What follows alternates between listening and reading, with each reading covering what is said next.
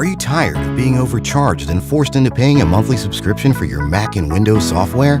Well, if you are, currently we're having a 50% off discount on all the latest Mac and Windows software, such as AutoCAD, SolidWorks, Photoshop, Microsoft Office, and much more. Our 50% off discount will be ending soon, so be sure to text us "Need Software" to 213-640-9738. That's 213-640-9738. We aim to please, so expect 24/7 technical support, the latest premium software, instant software links delivered to your email, and PayPal buyer's protection guarantee.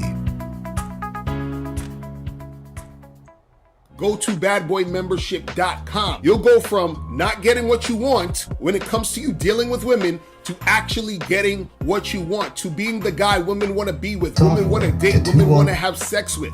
All you need to do is go to badboymembership.com. My definition of game really is just an understanding of human behavior patterns. If you conduct yourself this type of way, you're gonna get these results regardless, no matter what you think. The reason why most guys struggle when it comes to getting women is because they're not attractive. Being attractive is, it's a combination of everything about you. Are you a therapist, life coach, or educator that desires to write a workbook but struggles to get started? At privatelabelworkbooks.com, we have digital downloads of workbooks for anger management, parenting, substance abuse, and more. The workbooks are emailed to you on an editable Word document, and you can reprint, rewrite, and resell the content as your own. The choice is yours. Go to privatelabelworkbooks.com and take advantage of our buy one, get one free offer today. Attention parents and educators. Are you concerned that your children are listening to music that negatively influences their lives? If so, we have a great alternative. It's called Gifted and Lit. Gifted and Lit is an educational program that teaches students mathematics, science, and more using hip hop. This program will educate and relate to your young scholars and make learning fun and easy. Gifted and Lit can be used at home or at school and is a great family engagement tool. To learn more, go to giftedandlit.com. That's giftedandlit.com. Hey, Tariq Nasheed. First off, brother, I want to say congratulations to you about that funk on wheels. That's a mean thing right there. Been bumping it all week. But anyway, I've recently received a plethora of DMs, emails, carrier pigeons, and a couple of collect calls saying, "Hey, LB, how come Tariq ain't let you get on that song?" And I said, if I was on the remix, I would do it a little bit like this here. I can come Benacona, that's if you wanna. Good time, like you live next to Walona. I'll get you off once I'll put it on you. My game's so cold, I got Mac pneumonia. Graduated from school with a Mac diploma. Can get your hydra from the Saks aroma. Clothes tailor-made, not Fashion Nova. Got a snakeskin belt, had to smack a cobra. If I let you hold something, ain't no getting over. I'm at your front door like I know Jehovah. I'm a real one, baby, not a paper soldier. A good fella just like Ray Liotta. Keep a little green with me, that's Baby Yoda. And all my nickelbacks got a crazy odor. So don't you underestimate the power. If I give it to the quickie, it'll take an hour. This LB, baby, I be funkin' them up. Especially if you got a little junk in the trunk. Yo, it's the weekend, we done got over the hump. Come get your mind right and take a puff of the skunk. With the mink to the slide, get in sync with the vibe. Crash the party like we drinking and drive. I sex him up like color me bad. And when she find out, my baby mama be mad. But back to the basics, love over hatred. Some yak in the glass, girl, try not to waste it. A little crazy leg maneuvers and skate tricks. I bend them over backwards and call it the Matrix. It's about to go down, girl, don't be late. If you participate, then I can get you straight. Tonight it's all about love, so forget the hate. We gon' bounce, rock, roll, skate, and I'm gone. What y'all know about that? With that Mink slide, that's LB. Legendary baller. Turn my air off. That was legendary baller spitting that hot fire. Shout out to LB. Follow my brother LB at legendary_baller on Instagram. Excuse me. My dude be spitting. My dude be spitting heavy. That brother be killing it with the bars. That brother knows how he gets down with it. That brother gets down. But how's everybody doing, man? Everybody come on in the room. Everybody come on through. I need y'all to hit that thumbs up button, ladies and gentlemen. Need you to hit that like button. Hit that thumbs up button right there. Everybody right now, take a second and a half to hit that thumbs up button and then hit that subscribe button. All of the new people who have not subscribed, hit that subscribe button. Now, ladies and gentlemen, I put up a link for the pre-orders for the new book, Foundation of Black American Race Beta, about 45 minutes ago. The pre-orders have sold out today. All right. Already, the pre-orders sold out on Amazon. They should have some more probably tomorrow, but I wasn't going to advertise it yet, but I saw even before I started advertising that it was on Amazon, people were already buying it. And I said, let me just go ahead and let people know they can get the pre-order. And they sold out within like 30 minutes. Let me look at something real quickly. Let me go on Amazon. The book is phenomenal. I can't wait till you guys get to read it. But yeah, it's not available now. Everybody started, yeah. I'm looking at it. I'm going to, this is Amazon right here. It was available 30 minutes ago now, bam. Currently unavailable. They don't know when it'll be back in stock. So yeah, it sold out. The pre-order stock sold out in 30 minutes. And already, the book is rising up on the rankings already, 134 in African-American books. So it's going to be a big one. It's going to be a big one. It is going to be a big one. So I'm still planning on having an advance sale for the family. So I'll keep you guys posted on that. We're getting everything together. I want to get the hard copies to give you guys in advance. That's for the paperback on Amazon. That's for the paperback. So I want to get you guys right now. Let me turn my fan back on. It's hot, cold. Man. So yeah, this book is going to be a phenomenon. Oh, let me show you the cover. Hold on, real quickly. Let me show y'all the cover. Let me let you get a good look at the cover. Hold on, that's not a good look. Hold on, that's not the best look I can give you. Let me give you a great look at the cover of the book real quickly. Let me throw this up here for you guys. This is the cover right here. Foundation of Black American Race Beta. I'm looking dead ass serious on this cover.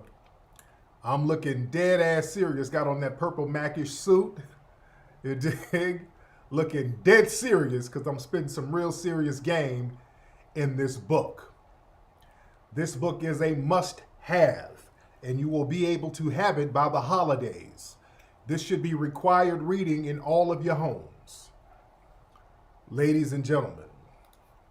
But I keep you guys posted on when Amazon will be back in stock.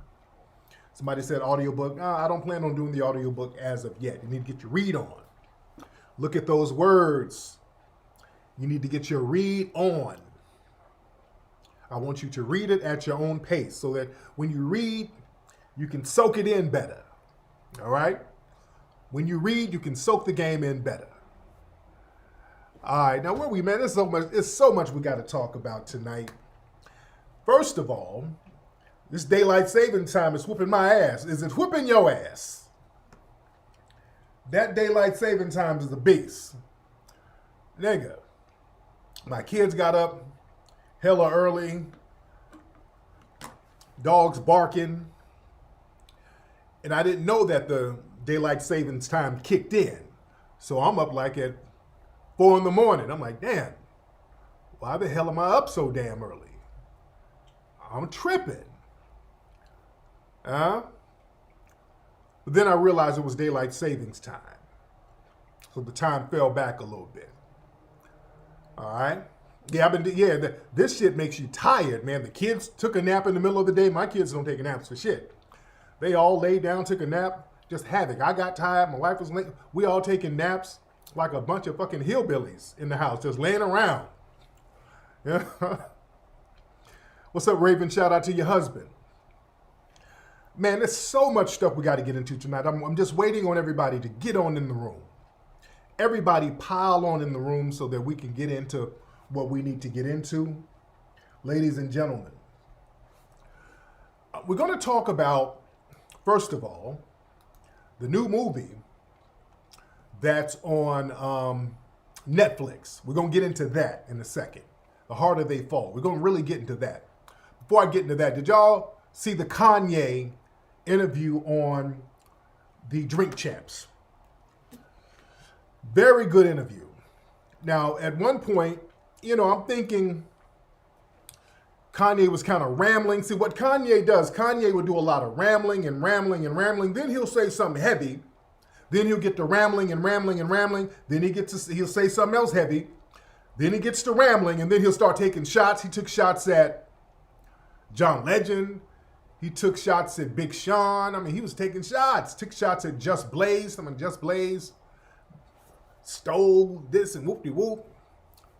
He was catching bodies on there. But he was saying he was going in on Kim Kardashian's publicist. Oh, man, it was great. It was great. Kanye can say some heavy stuff when he wants to. He can say some heavy stuff. He was going in on the Democrats, which is a lot of stuff I agree with. Now, I don't agree with him kind of tap dancing for the Republicans, because that's not the other option. He'll babble, and he'll just babble, and then he'll say something kind of, whoa. He'll say some heavy stuff in the mix of the babble. So I give him that. I'll give him that, but I give him credit for his honesty. He speaks what's on his mind. He speaks what's on his heart. Very interesting. Who's texting me? Shout out to my mom. My mom just texted me. She said, "I like your shirt. It's fly." Thank you, Mom. Everybody say what's up to my mom. My mom is watching the broadcast. Mom, Taria was here earlier. She asked about you. Should have called you when Taria was here. Your granddaughter was here. She came by to visit everybody. Yeah, that stuff about the 808, that was kind of deep. Yeah, he was getting a little deep there. I'm like, oh, okay. And he was doing some stuff to help Larry Hoover. I take my hat off to that. He was talking about how he helped Dame. He's like, yeah, the person who put me on, I'm going to make sure he's good. That big respect on that. Big respect on that.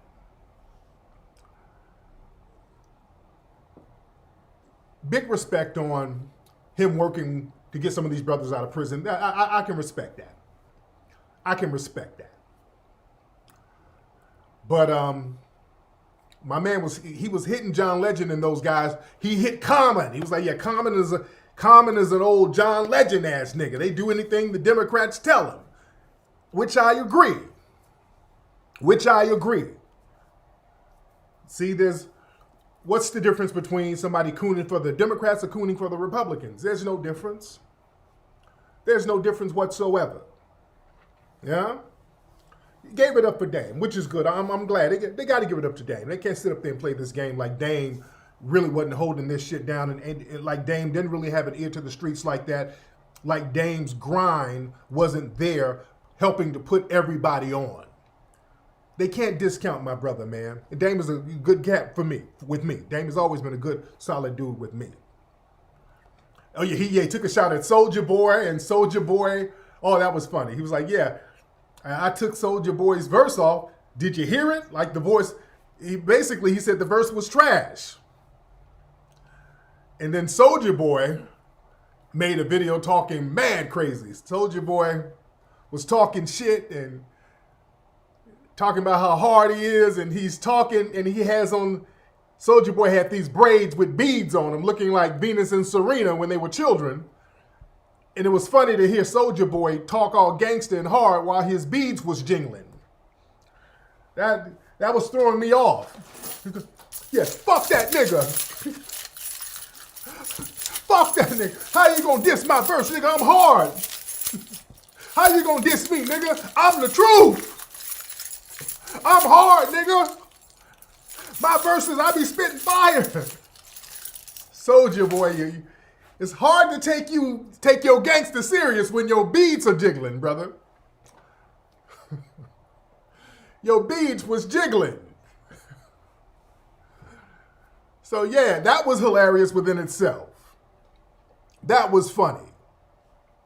All right? Shout out to Soulja Boy. I like Soulja Boy. Soulja Boy is entertaining and he grinds. Shout out to Soulja Boy, man. Young dude. Shout out to that brother, man.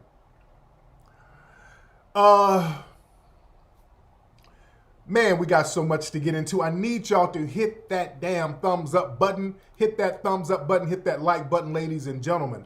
As we know, Biden and the Biden sexuals are still out here copping pleas. They're still out here splaining for Biden. Biden is still talking about what he's going to do for all these other groups. Let me give y'all some clips on y'all boy. This is Biden. Biden is, people are calling him out on all of this money they're talking about giving to people who are non-citizens, and people are trying to splain about it.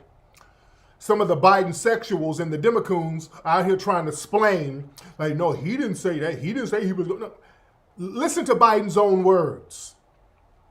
Y'all Biden sexuals are not going to sit here and try to spin Biden's bullshit. Y'all not going to do that. Y'all not going to do that. Biden is sitting up here telling you all the stuff he's going to do for other people. Y'all not about to spin this. This is Biden in his own words. Hold on. Mr. President, I'd like to ask you real quick, sir, where do you stand? You said last week that this report about migrant families at the border getting payments was garbage. No, I didn't say that. Let's get it straight. You said everybody coming across the border gets $450,000. So the number was what you had a The problem number I was referring to. Okay. Now here's the thing. Sure. If in fact, because of the outrageous behavior of the last administration, you coming across the border, whether it was legal or illegal, and you lost your child, he's gone, you deserve some kind of compensation, no matter what the circumstance. What that will be, I have no idea. Okay, so now don't let them, the Democrats and the Biden sexuals, play a game now, because now what they're doing, they're using that, the actual number, to play a little game of semantics. Well, Biden didn't say he was giving them $450,000. Now they're playing semantics and word games with the number. Don't let them play that. He's talking about giving them compensation if they lost their kid. What about all these foundational Black Americans who lose their kids, who lose their fathers, who lose their mothers to these damn race soldiers out here? What about the foundational Black Americans who lose their lives, and the families who lose their lives and lose their jobs to systematic anti-Black racism, and you're not giving us any compensation? We're not going to let them play word games with us, and this man is getting on TV saying what the plan is. He's telling you specifically they're going to give compensation to other people. When we say we want compensation, well, we'll have a study. We're going to have a meeting. We're going to put together a committee. We're going to put together a task force to talk about it. Family, we got to stand on our square about this reparation game, guys. We got to stop being afraid. When we say reparations, see, y'all get scared that white people are going to get offended. Do not be afraid. They're going to get offended whatever you do. If you march and protest, if you get rowdy, you're being too radical. If you take a knee and not get radical, get off your damn knee. You're disrespecting the flag. If you're ratchet as hell, look at how ghetto you are. Oh my God. That's your problem. You're ignorant and ghetto. You don't have an education. Then you go get an education. Hey, look, I'm smart. I got an education, and I want to use my intellect to make money for my community. Oh, well, this nigga's too woke. Oh my God, this nigger is woke. There's a woke movement. Oh my God. Look at all these woke niggers. All you niggas are woke. There's a bunch of woke niggas out here. So now that's an insult now. If you got too much knowledge, you're too woke. If you're too dumb, you're too ghetto. No matter what you do, they're going to be offended, guys. That's why a long time ago, I just stopped worrying about what the hell they thought. Do us, be about our power. We got to be about our power. And we have to stop letting them drag all these other people along for what we're supposed to get. We played this minority game, and they use that against us. They weaponize the minority game against us, ladies and gentlemen. We got to get off that. Now, family, they try to do this little sleight of hand stuff. I saw this article. Look at this deceptive ass article. April Ryan, one of these bootleg from the links, Democrat coons, Look at this deception here. Look at this. Black America to receive billions from Biden's better black buyback plan. Well, no, what's that better bullshit plan? Here are the hard numbers. Now watch that deceptive ass headline. Black people are to get billions. No, they're talking about some black farmers, guys. This is about some black farmers who had a lawsuit. This lawsuit's been going on for decades, guys. So there's supposed to be a payout for these black farmers, not Black America. There's a group of black farmers who have a lawsuit going, and they want us to live vicariously through these black farmers. Buy back better plan. Fuck, they got hell out of here. So they basically want us to live vicariously through these damn farmers, talking about if they get a settlement, which I don't even think they've gotten their money yet, that's going to be money for Black America. No, no, no, no. No. They're doing all types of little tricks now, guys. Yeah, then they start talking about farmers of color. See, they'll sit up here and talk about the black farmers, and then they start adding in Asian farmers and Latino farmers. They add all these other people in with it too. All right? They start adding in all these other people. All right? We got to stop playing this game, guys. We done sat up here and let them piggyback all of these damn other agendas onto us. We got to cut that out. Family, speaking of movies, some people hit me up saying they saw the new The Eternals movie. People were talking about they saw the new movie, The Eternals. Y'all know where I'm going with this. I haven't seen it. I'm not into a lot of that type of stuff. But this brother right here, this brother's from the show Atlanta. He's from the TV show Atlanta. So they got this brother in here. Oh, boy.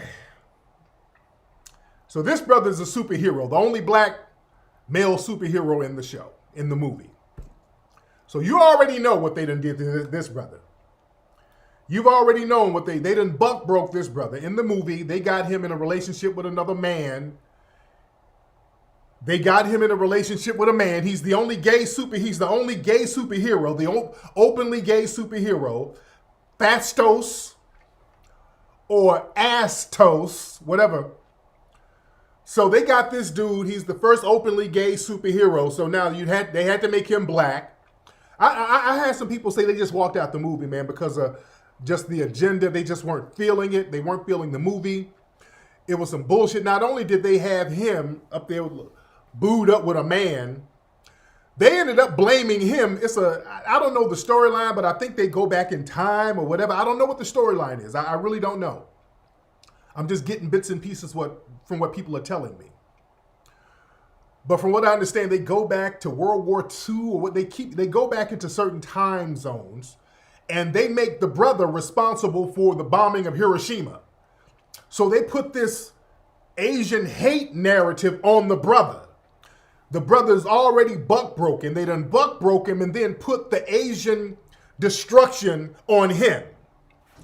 I had some black folks tell me they got offended watching this bullshit. And just walked out the movie. They're like, man, I'm cool. I don't blame you. I'm that way too, man. With these movies, with these agendas, man, we don't have to sit up and take that bullshit just because they put a black face there. We got this thing just because they put a black face up here, we're supposed to go along with the damn agenda. And that brings us to the show, the Netflix show, The Harder They Fall. Okay? Now, let's be clear. The Harder They Fall is actually very good. The Harder They Fall is actually a good movie on Netflix. I would suggest you see it. My thing is, understand some of the propaganda and the sleight of hand, all right? Just because you got a good ensemble and you got a lot of good black actors, which I appreciate because our brothers and sisters need work in the industry, that's fine, I love it. But just watch the sleight of hand, guys. Watch some of the sleight of hand stuff they do. Now in the show, and let me show a poster of it or something. Let me just kind of give a few visuals of it. And Jay-Z was one of the executive producers. Hold on.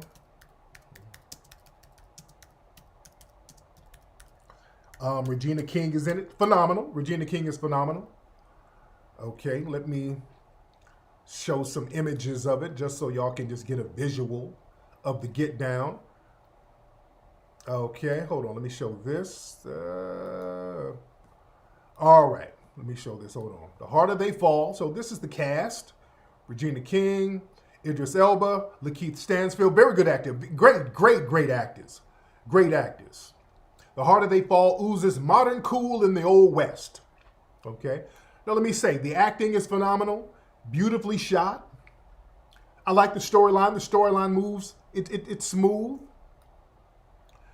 The scenery, the sets, visually stunning. Very good movie. Very good. And Regina King, she's always phenomenal. Idris Elba, he's a non-FBA brother, but Idris is one of my favorite actors. Very good actor. Very good actor. Very good actor. The director is a brother, Jesse something. He's from the UK. He's a non-FBA brother. Okay? Great actors in the movie. Now, this is the thing. There's a lot of it kind of has the blaxploitation feel, meaning back in the 70s, what they would do in order to calm black people down. Yeah, Damon Wayans Jr., he's in it. He's funny in there. What they would do to calm black people down, they would have us rebel on screen. In the 70s, right after the 60s, black people were still turned up. Black people were really about the business, getting in the streets and handling business. So what they would do, they would put out all these blaxploitation movies. White executives started to fund it after they saw our brother Melvin Van Peebles show his success with Sweet Sweetback, one of the actual first blaxploitation movies. So white producers and white studios said, hey, let's just show a bunch of get whitey narratives in these movies. It won't be too offensive to white people because, number one, these movies are going to be primarily shown in black urban areas, so a lot of white people ain't going to go see them. And even the white people who do see them, white people understand that this is fiction, damn near science fiction to a certain degree, so white people ain't going to trip too hard. It's always over the top. Yeah, suck a job, motherfucker. You know, so white people didn't trip because white people weren't watching those movies like that. So that would calm black people down. Black people could go to the theater and just look at Shaft or look at Jim Kelly or look at Fred Williamson get whitey on screen, and then you're like, shit, okay, cool. They got whitey on screen, I go home and relax.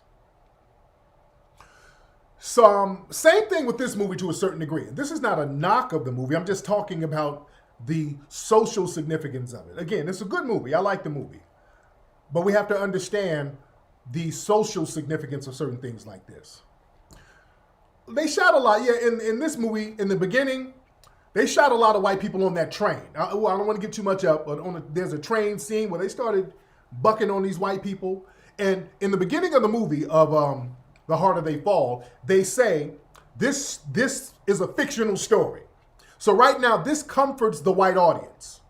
Right before the movie, they put up a text, this is a fictional story. Even though this is a fictional story, the people are real.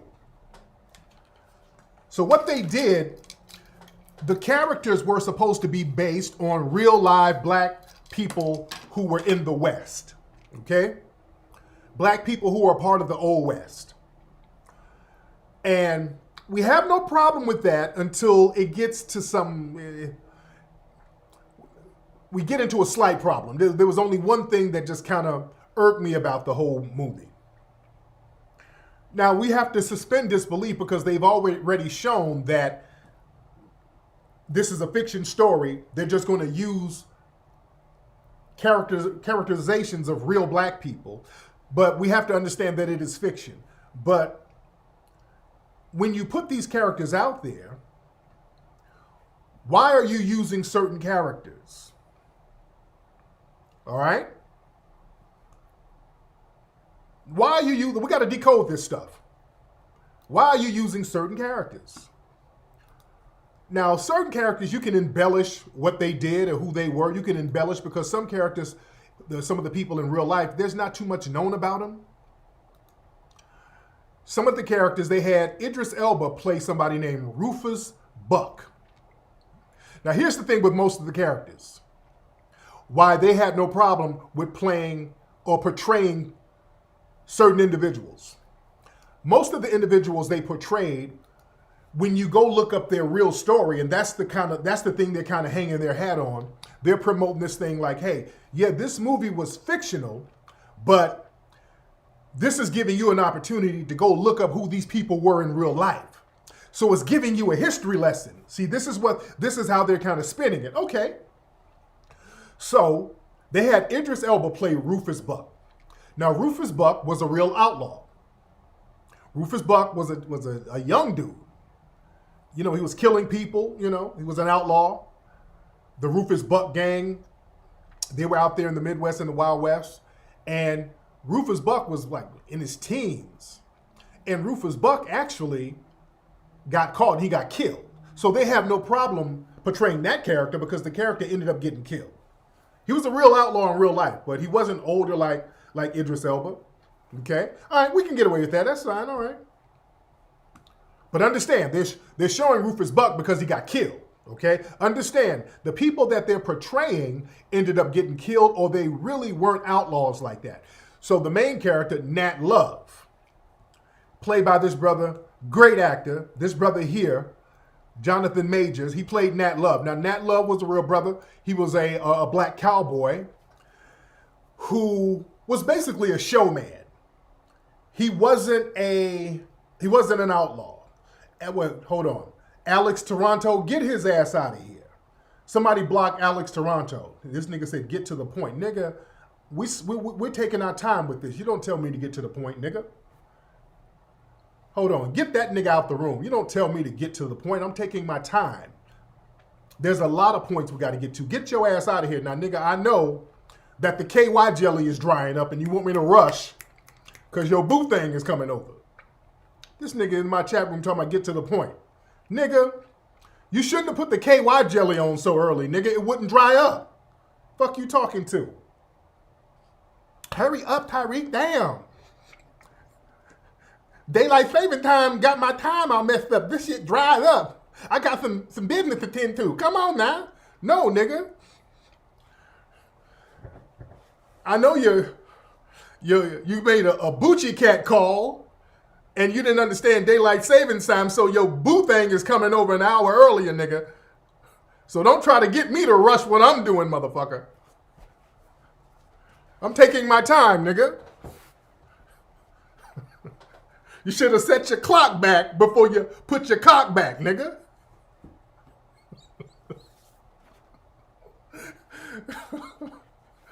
Damn, don't rush me. Come on, damn, Tyree. It's burning. Nigga, because your boy Gina is itching right now, nigga. Don't rush me. What's wrong with you? But anyway, let me get back to what I was talking about. Did y'all block his ass up out of here? Hope you blocked him. Fuck you telling me to hurry up and get to the point. All right. All right. Like I was saying. So Nat Love, the brother who played Nat Love, you can embellish that. Nat, they had him playing an outlaw in the movie, but Nat Love wasn't a real outlaw. So when you look him up, nobody's going to really get offended, all right? Regina King, she played a sister named Gertrude Smith. Now, Gertrude Smith, she was a woman out here in California who was actually a pickpocket. She wasn't really an outlaw, but, she was a pickpocket. So they're getting these obscure black people to put into this fictional narrative. So they're getting real people. And Trudy went to jail and all that stuff. So again, when you look her up, you don't see anything really revolutionary about her. Lakeith Stansfield played Cherokee Bill. Cherokee Bill, that was a real person. Cherokee Bill was a black Cherokee. He was an outlaw. He got killed too. I think they lynched him after they caught him. Like a lot of these guys got, I think he got executed. So yeah, he was an outlaw, but he got executed. They hung him. So I'm showing you the theme here. The people they portrayed were outlaws or who are outlaws who actually got caught and killed, or they were lawmen like Bass Reeves. They had Delroy Lindo, great actor. He's a non-foundational Black American brother, great actor. Delroy played Bass Reeves. Bass Reeves was a lawman. So they kind of made him seem outlawish. But Bass Reeves, he was the real deal. The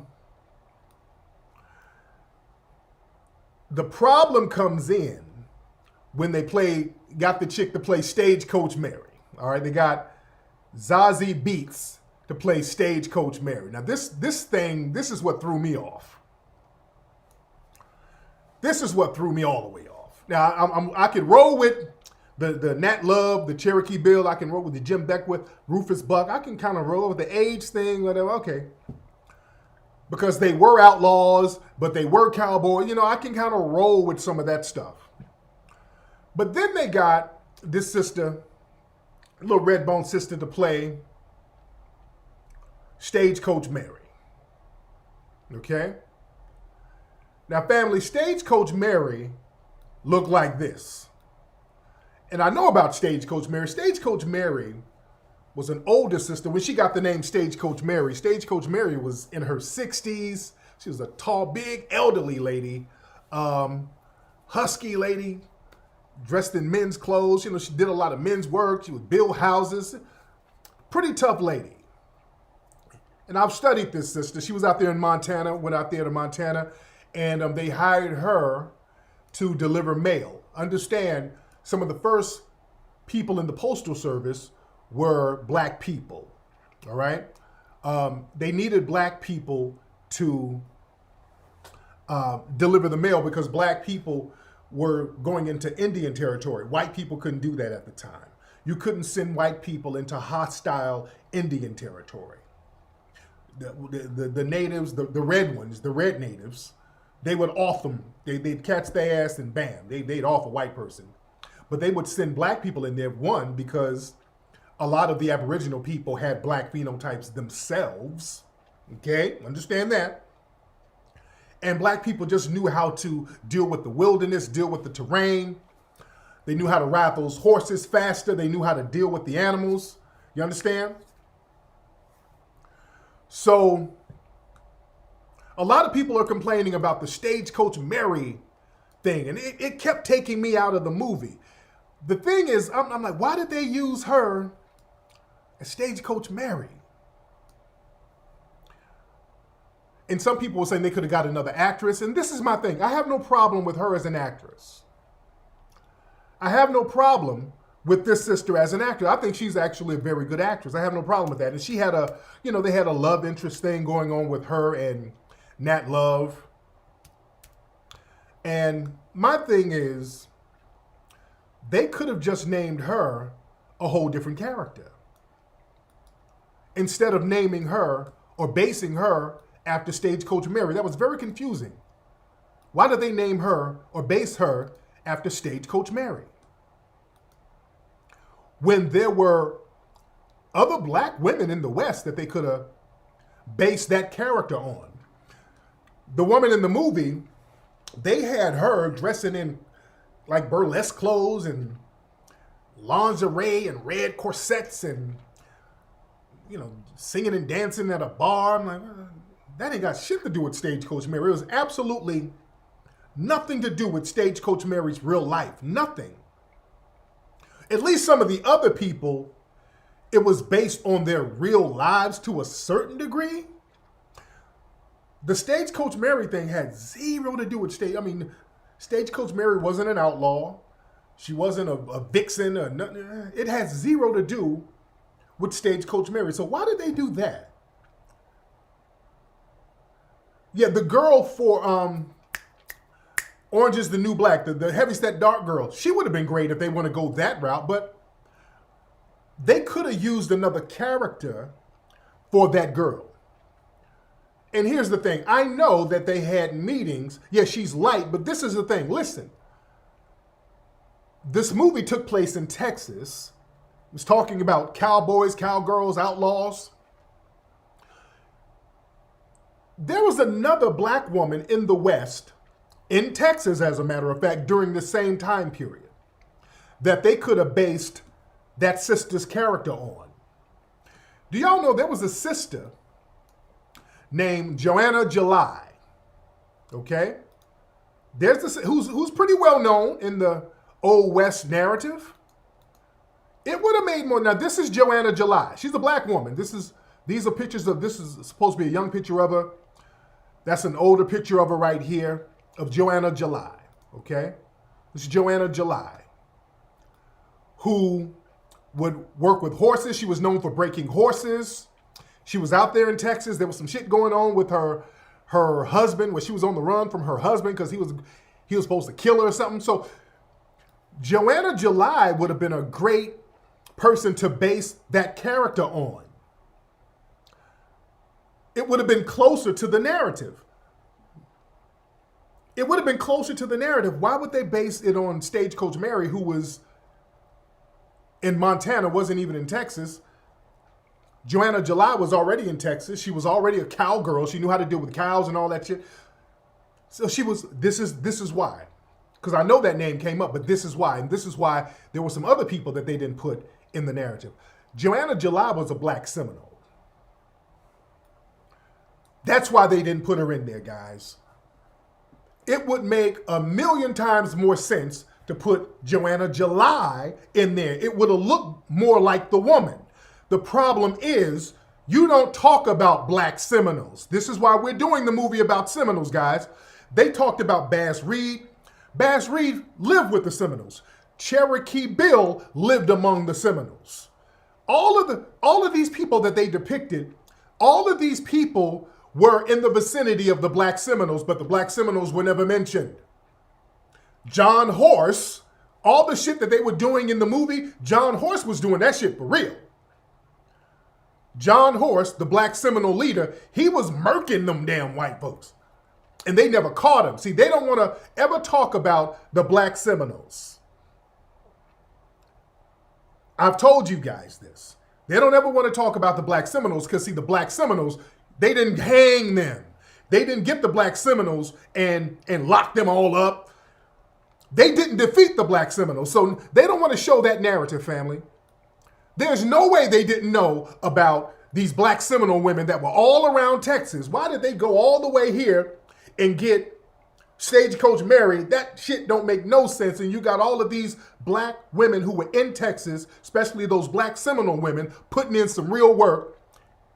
And they could have easily based that character on those Seminole women. I told you guys, they never, this is an unwritten rule in the dominant society. You never mention the black Seminoles. That's something that they've been trying to erase from history for the last 200 years. They've been trying to erase the black Seminoles from history for the last 200 years because these black Seminoles whooped their asses and they walked off in the sunset. People like John Horse, all of that shit they were doing in that movie, you don't have to make it fiction. That's why we're doing the documentary about the black Seminoles and the black Maroons. We're in pre-production on that right now.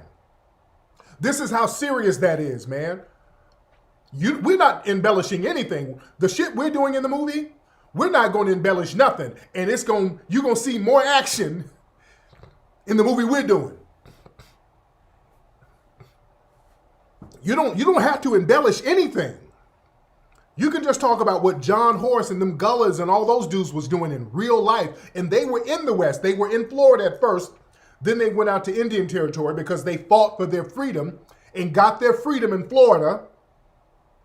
These brothers fought for their freedom, got their freedom in Florida, and they had a deal with the U.S. government. The U.S. government said, all right, we'll wave the white flag, just leave Florida. Okay, look, y'all done killed a bunch of us. We ain't gonna put y'all niggas back in slavery because y'all ain't gonna let us. So how about this? How about y'all niggas just leave? Just leave Florida. If you leave Florida, no harm, no foul. So they made a deal with the Black Seminoles to leave Florida and go out to Indian Territory in Oklahoma. That's why so many of them ended up in Oklahoma. But when they got out there, some of those Cherokees and Creeks tried to do little deals with the white supremacists and be slick, so they bounced. Some of them went down to Mexico.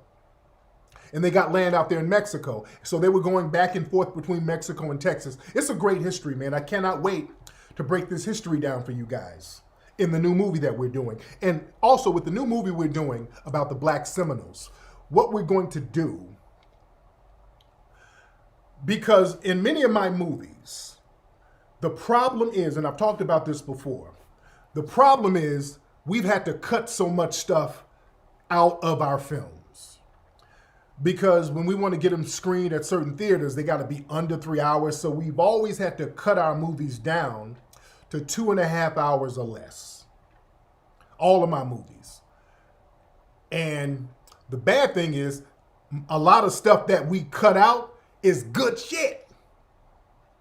So we're like, oh man, we got to sit here and cut out, damn, we got to take whole chunks of the movies out. We want to do something different from now on, starting with our new movie that we're working on. The movie that we're doing about the Black Maroons. I'm going to film it as like a 5-part series. 1 hour series. And then what we're working on now, ladies and gentlemen, we're working on our own streaming service. Right now, we're putting together our own streaming service. So now all of our films will be on our streaming service. The new films will be on there. We get everybody to subscribe to the streaming service. We can just show, bam, all the footage we need to show. Then we can start knocking out some of these other film ideas that we have. We can just start knocking them out on a regular basis, guys. We're working on that right now, getting a streaming service together where we can show our documentaries. So now we can just do us. Then also, I want to work with other independent Black filmmakers so we can start cutting deals with them so we can show their films too. That's where we're going right now. So I want to ask the family, I want some advice. Give me some ideas of what the name should be of the new streaming service. I wanted something like Rebel or Revolt, but Puffy already got Revolt, and I think Gavin McInnes and those guys got Rebel. So I'm trying to think, what's a cool name for the streaming service? What name should we have for the streaming service? Yeah, none of that shadow ban shit no more. Because yeah, when we did Buck Breaking, remember, we put Buck Breaking out and it shot to #1. Amazon they got slick and start shadow banning them. Fuck all that, dude. I'm cool, man. I'm cool on all that. Yeah, all that shadow ban, and then we got to deal with the movie theaters, and then they acting funny. Man. Somebody said, what should it be called? Tariq Flicks? Flex Flicks? What should it be called? Give me some names, guys. What should we call it?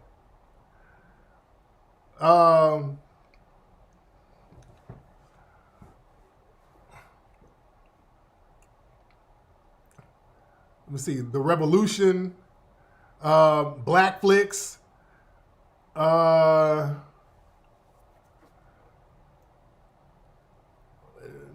Flex TV. Okay. Only Flex. No, this ain't gonna be no titties on there now. Come on.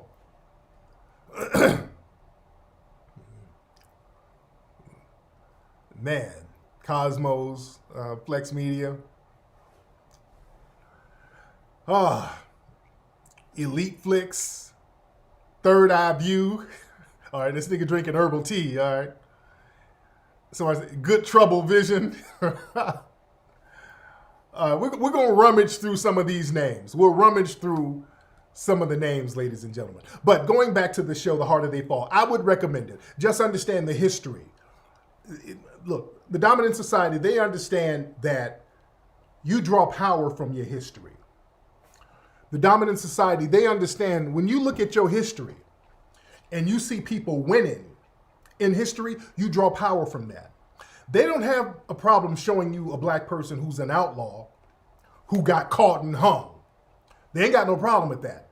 They do have a problem showing you a black person who's not I wouldn't say an outlaw, because the black Seminoles, they weren't doing nothing deceptive.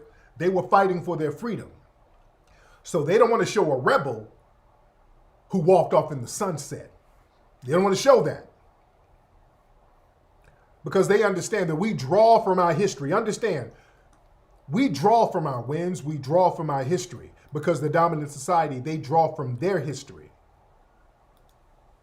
That's why they have the History Channel. They have a whole channel where they're just flooding you with history, their history, and they rewrite their history. And now with this whole critical race theory, they're trying to erase part of their history, the white supremacist part. See, they want to upload and uphold their history. They want to sit up here and promote Confederate statues and all this stuff, talking about their heritage. But when we point out, hey, the person who you're propping up on that Confederate statue, he said he was a white supremacist. Then they want to turn around and say, hey, don't say that because that's going to make my white kids feel bad. No, if you want to feel good about your history, you shouldn't have practiced white supremacy. You shouldn't have put the system of white supremacy in place. If you want to feel good, if you don't want to feel bad, you shouldn't have created white supremacy. You're going to have to eat that. Because see, y'all sit up and justify black people getting harmed and killed. You sit up here and tell us we deserve to get harmed and killed because so many black people commit crime. Well, you deserve to be called out for white supremacy because so many people in your community practice and benefit from white supremacy. See how that works? So we got to call people on their bullshit and not be afraid to do so. But we got to stop letting folks come in with their agenda, because see, they come in with their agenda and then they try to flip on us. And y'all let the white LGBT community piggyback off black struggles. Y'all let that go on for way too long. Y'all let that go on for way, way too long. And now you have people like Caitlyn Jenner sitting up here talking about OJ this and OJ that. And y'all remember, who's that NFL player? I don't know if he's an NFL player. Who's that athlete who got into a hit and run situation? He killed some people in a car. He was driving drunk. He hit some people. And boy, they're just going in on this guy. What's that athlete's name, guys? I don't know its name because I don't follow sports like that. But this brother, he was an athlete. He was drunk. He hit a white woman, killed a white woman in a drinking and driving thing. And boy, they are talking about dropping all types of charges on this dude, throwing all types of charges on dude. What's that guy's name? Ruggs? What's his name? Henry Ruggs. Oh, they're just going in on this guy. Now remember, Caitlyn Jenner. Do y'all remember Caitlyn Jenner when Caitlyn was Bruce? Bruce Jenner hit somebody and killed him. Remember? They didn't do all this old stuff for Bruce Jenner. Bruce Jenner killed somebody in a car accident. Bruce Jenner put on a wig and some titties and said, hey, I'm a transgender now, and everybody forgot. All right? Don't ever forget that, Henry Ruggs. Bruce Jenner hit somebody and killed him and then turned into a woman, and everybody forgot. Right after he killed those people, or that person, whoever he killed, he turned into a transgender. Yeah? What's up, Teo? How you doing, buddy? Yeah, they're not running him through the ringer like that. You see? The white LGBT, they understand their whiteness protects them. They understand that. They understand that fully. So we ain't the same with that. We stop letting these folks compare their non-struggle with us. They don't have a struggle. White LGBT people are the most protected people on the planet. Not only do they benefit from white supremacy, they benefit from all of the LGBT set-aside programs. These people get triple damn benefits. They're not aggrieved at all. And y'all sit up here playing this game with these folks. But listen, by the way, as far as the museum, we're still working on the museum, ladies and gentlemen. Again, there's a property that we're in negotiations with out here in Los Angeles.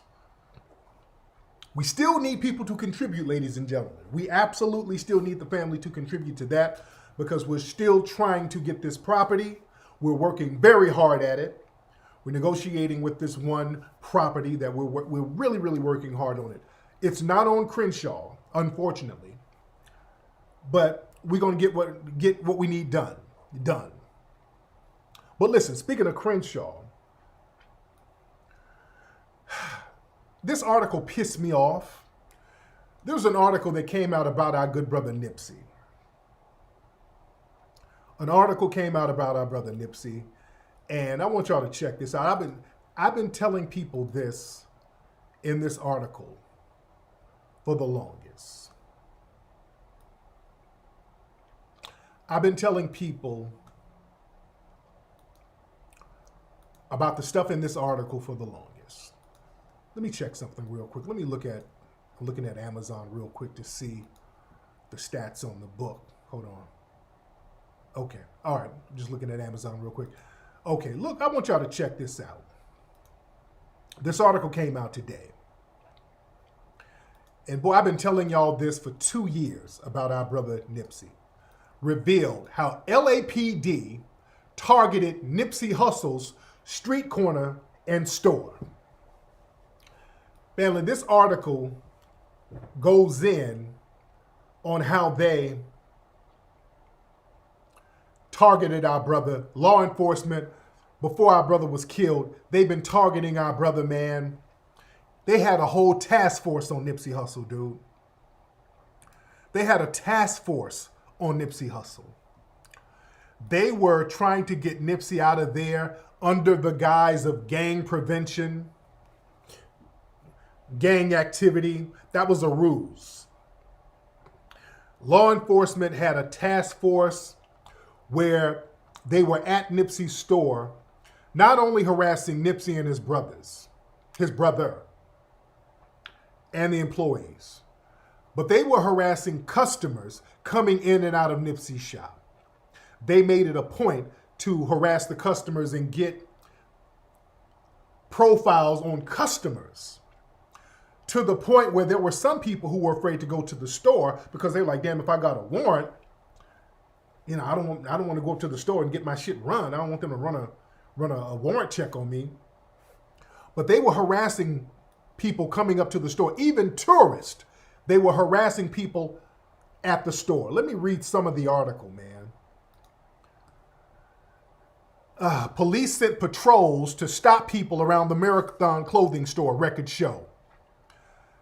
Nipsey's brother said everybody would get harassed. So this organization called Stop LAPD Spying Coalition, they went and got all the receipts, which I've been telling people for years, but these people got the receipts on this shit. So they had an operation called Operation Laser.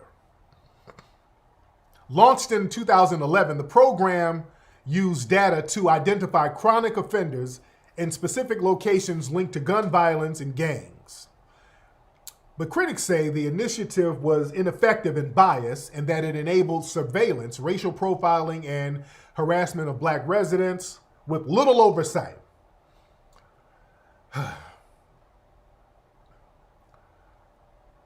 So let me go down here. So it appears LAPD first brought the laser program to Crenshaw and surrounding neighborhoods in 2015, identifying 6 zones of interest known as anchor points. Crenshaw and Slauson location was marked as an anchor point in 2016. This was a thing, guys. I'm just showing you this was a thing. They were doing heavy surveillance and intel on our brother Nipsey, man. When Nipsey got killed, I was telling people this wasn't just a random hater, guys. This wasn't a random hater. Remember all of those sock puppet accounts and agents were hopping on? Shut up, man. Stop all that conspiracy. Niggas just be fucked up like that. These were a bunch of sock puppet accounts run by the police, put out here to drain the conversation, to deflect in the conversation. I was telling people, this ain't the work of a random hater. This was some very strategic shit that happened to our brother. When I went down there, when our brother got killed. And I'm just looking around and just seeing everything that was going on. And I'm looking at all the cameras and I'm looking at the way everything was and how the police was set up and the way the shit they were talking about. I'm like, wait, no. And I knew that they were doing surveillance on Nipsey because Nipsey told me all this stuff. This is why I was telling people, hey, I know what was going on out here. This wasn't just some random shit. They were doing surveillance on Nipsey regularly. So now this dude does this killing in broad daylight and nobody knows where he is. All of these cops are doing surveillance around Nipsey. They're shaking down customers. They're harassing the store. This nigga do a killing in broad daylight, cameras everywhere, and you can't find him? That right there was funny style. Then you let the getaway driver get off? The fuck you talking to? None of that made no sense. But listen, they were shaking and hustling. They were out. Let me read some more of this article. They were out here doing surveillance on our brother for years. This is the killing part right here. Hold on. I want to get to where they were trying to, or right here. The following week, hold on. Okay, hold on. A patrol mission report from June 21-27 suggests that officers deployed to the anchor point at Nipsey Hussle's intersection in a crime suppression effort. During that week at the location and surrounding blocks, LAPD recorded 58 stops but made only 7 arrests, suggesting that the vast majority of the people stopped or detained, there was no probable cause to arrest them. The stops would carry serious consequences even without arrest. As part of the laser program, officers would routinely fill out field interview cards for civilians they questioned, even if they weren't taken to jail. They would put their information into the LAPD database, which would later be used against them. So they were out there harassing customers, guys. They were at Nipsey's place, not only harassing Nipsey and Black Sam, they were harassing the damn customers, putting the customer's name in the damn database, man. You go out there to buy some shirts and they roll up on you, getting all your information and then put you in a gang database, falsely labeling you a gang member, man. They were doing shit like that.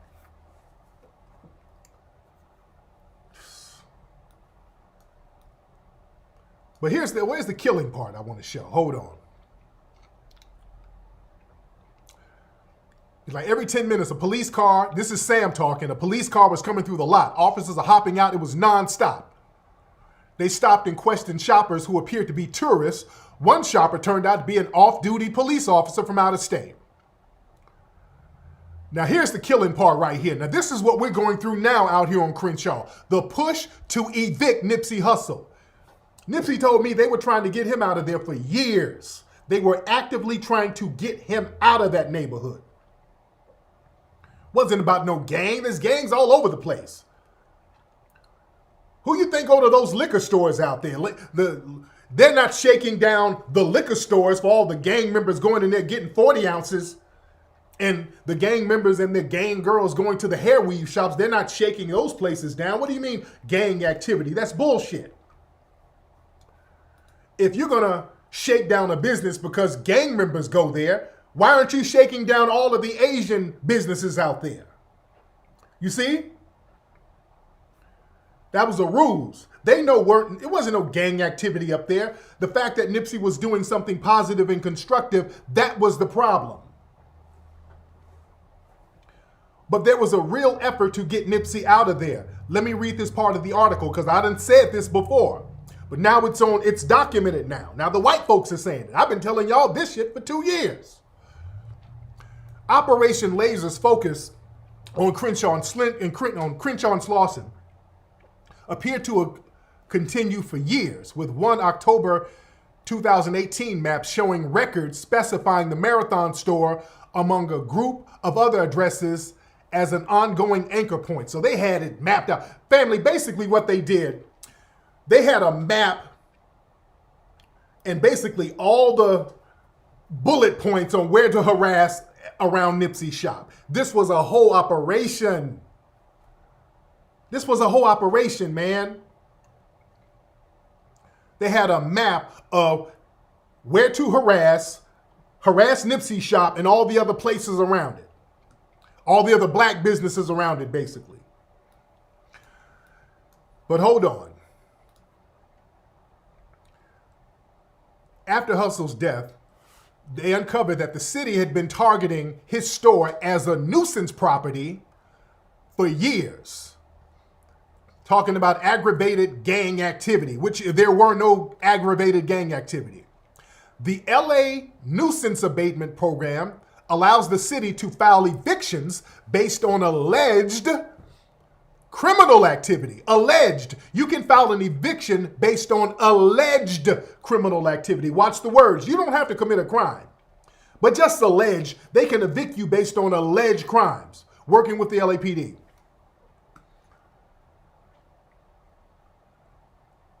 Emails reviewed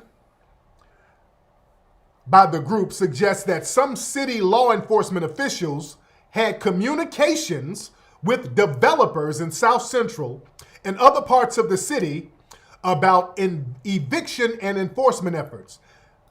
The emails, the report author argues, shows that data-driven policing programs targeted areas with growing interest from real estate developers and have accelerated gentrification and displacement there.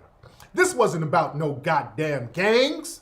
This was about gentrifying that area. Nipsey bought that property, and that was going to influence other people to buy property because the real estate is about to boom out there, and they wanted to get him out of there because that real estate is going to be worth a lot of money. Me and Nipsey talked about this for years.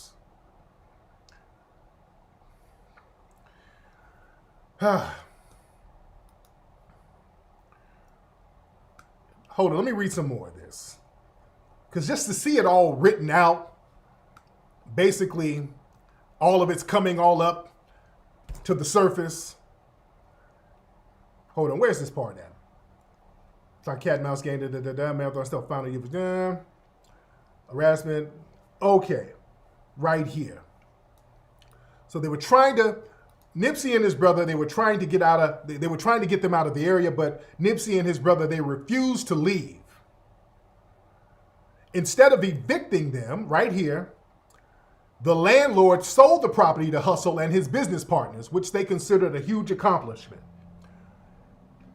Even after Hustle's death, the city continued to target the shop with a nuisance case. So they're still harassing the shop. That's why the shop is closed down now. Understand, the shop is still closed down, guys. The shop is still closed down now because right now, the shop is a tourist attraction. The shop could be making a hell of a lot of money, a big amount of money now. The shop is still closed down now because the law enforcement they deemed it a nuisance because of suspected gang activity. But listen,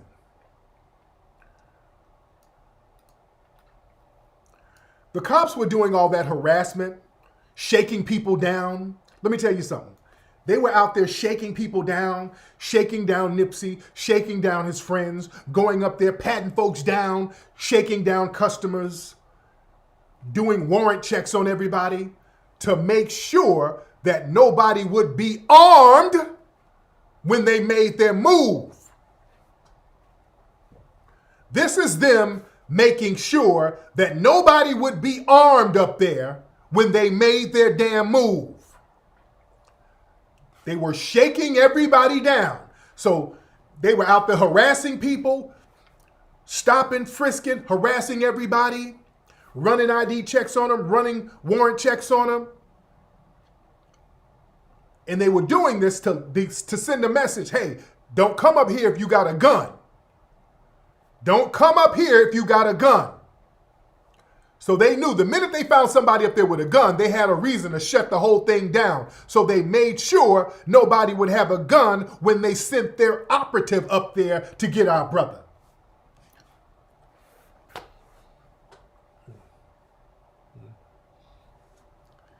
And niggas wanted to sit up here talking about it's just a nigga hating. It's just a nigga. It ain't about no conspiracy. You know black folk, we is our own worst enemies. The fuck out of here. That was orchestrated. That was orchestrated. You doing all that surveillance, customers coming up there, you're doing all that surveillance. You're surveilling everybody except the nigga who comes up there with 2 guns shooting in broad daylight. You miss him. Yeah, right. You got eyes on everybody except the nigga with the 2 guns who went up there shooting in broad daylight, and then he got away for a couple of days and you didn't know where he was. And he got away on Crenshaw, and Crenshaw is blocked off, and there's cameras all over the place. Y'all didn't put out an APB on what the driver's license or what the car license was or nothing. That's why I knew it was funny style. When we went up there the day of the murder, and they're sitting up here, law enforcement didn't know who did it, and they don't know what the car looked like, and I'm looking at cameras everywhere. When we were up there, when the murder happened, we're pointing out, I'm like, wait, there's cameras here. We're looking around, and they done went and got all the cameras, got all the footage. They done went to these stores. They've already got all the footage. I'm like, there's no way they don't know who shot this dude. There's no way they don't know with all these cameras. And there's cameras in the alley. There's cameras all over the place. There's no way you did not get a license plate. Why wouldn't the news say, hey, we're looking for this license plate? There's an Amber Alert or something. They didn't do any of that. This dude just did a brazen murder in broad daylight, and there was no urgency with the cops at all.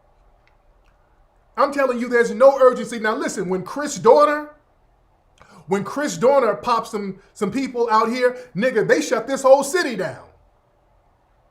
When Chris Dorner shot some people, nigga, it was everywhere. Hey, look for this nigga. There's a crazy nigga on the loose. People were shook. Nigga, they were all in Walmart, Target stores. Everybody was looking. They had APBs out on the whole city looking for Chris Dorner. They had round the clock APBs, live footage. Hey, we're looking for this nigga. He just shot somebody. We gotta find him. Nipsey's killer did this murder in broad daylight. There was zero urgency, nothing.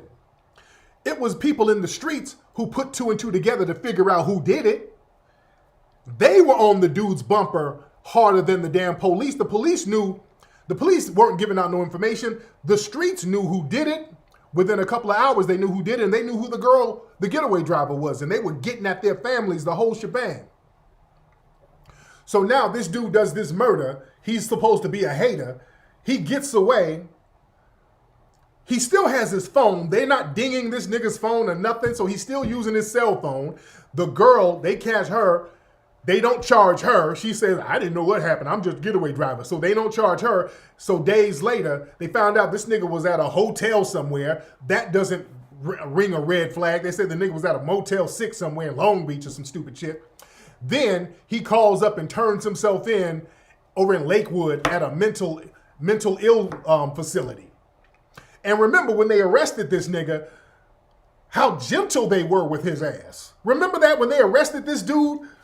The arrest was real funny style. They all coddling him and making sure his head don't hit they all being real gentle with this nigga. I'm like, man, this stinks to high hell.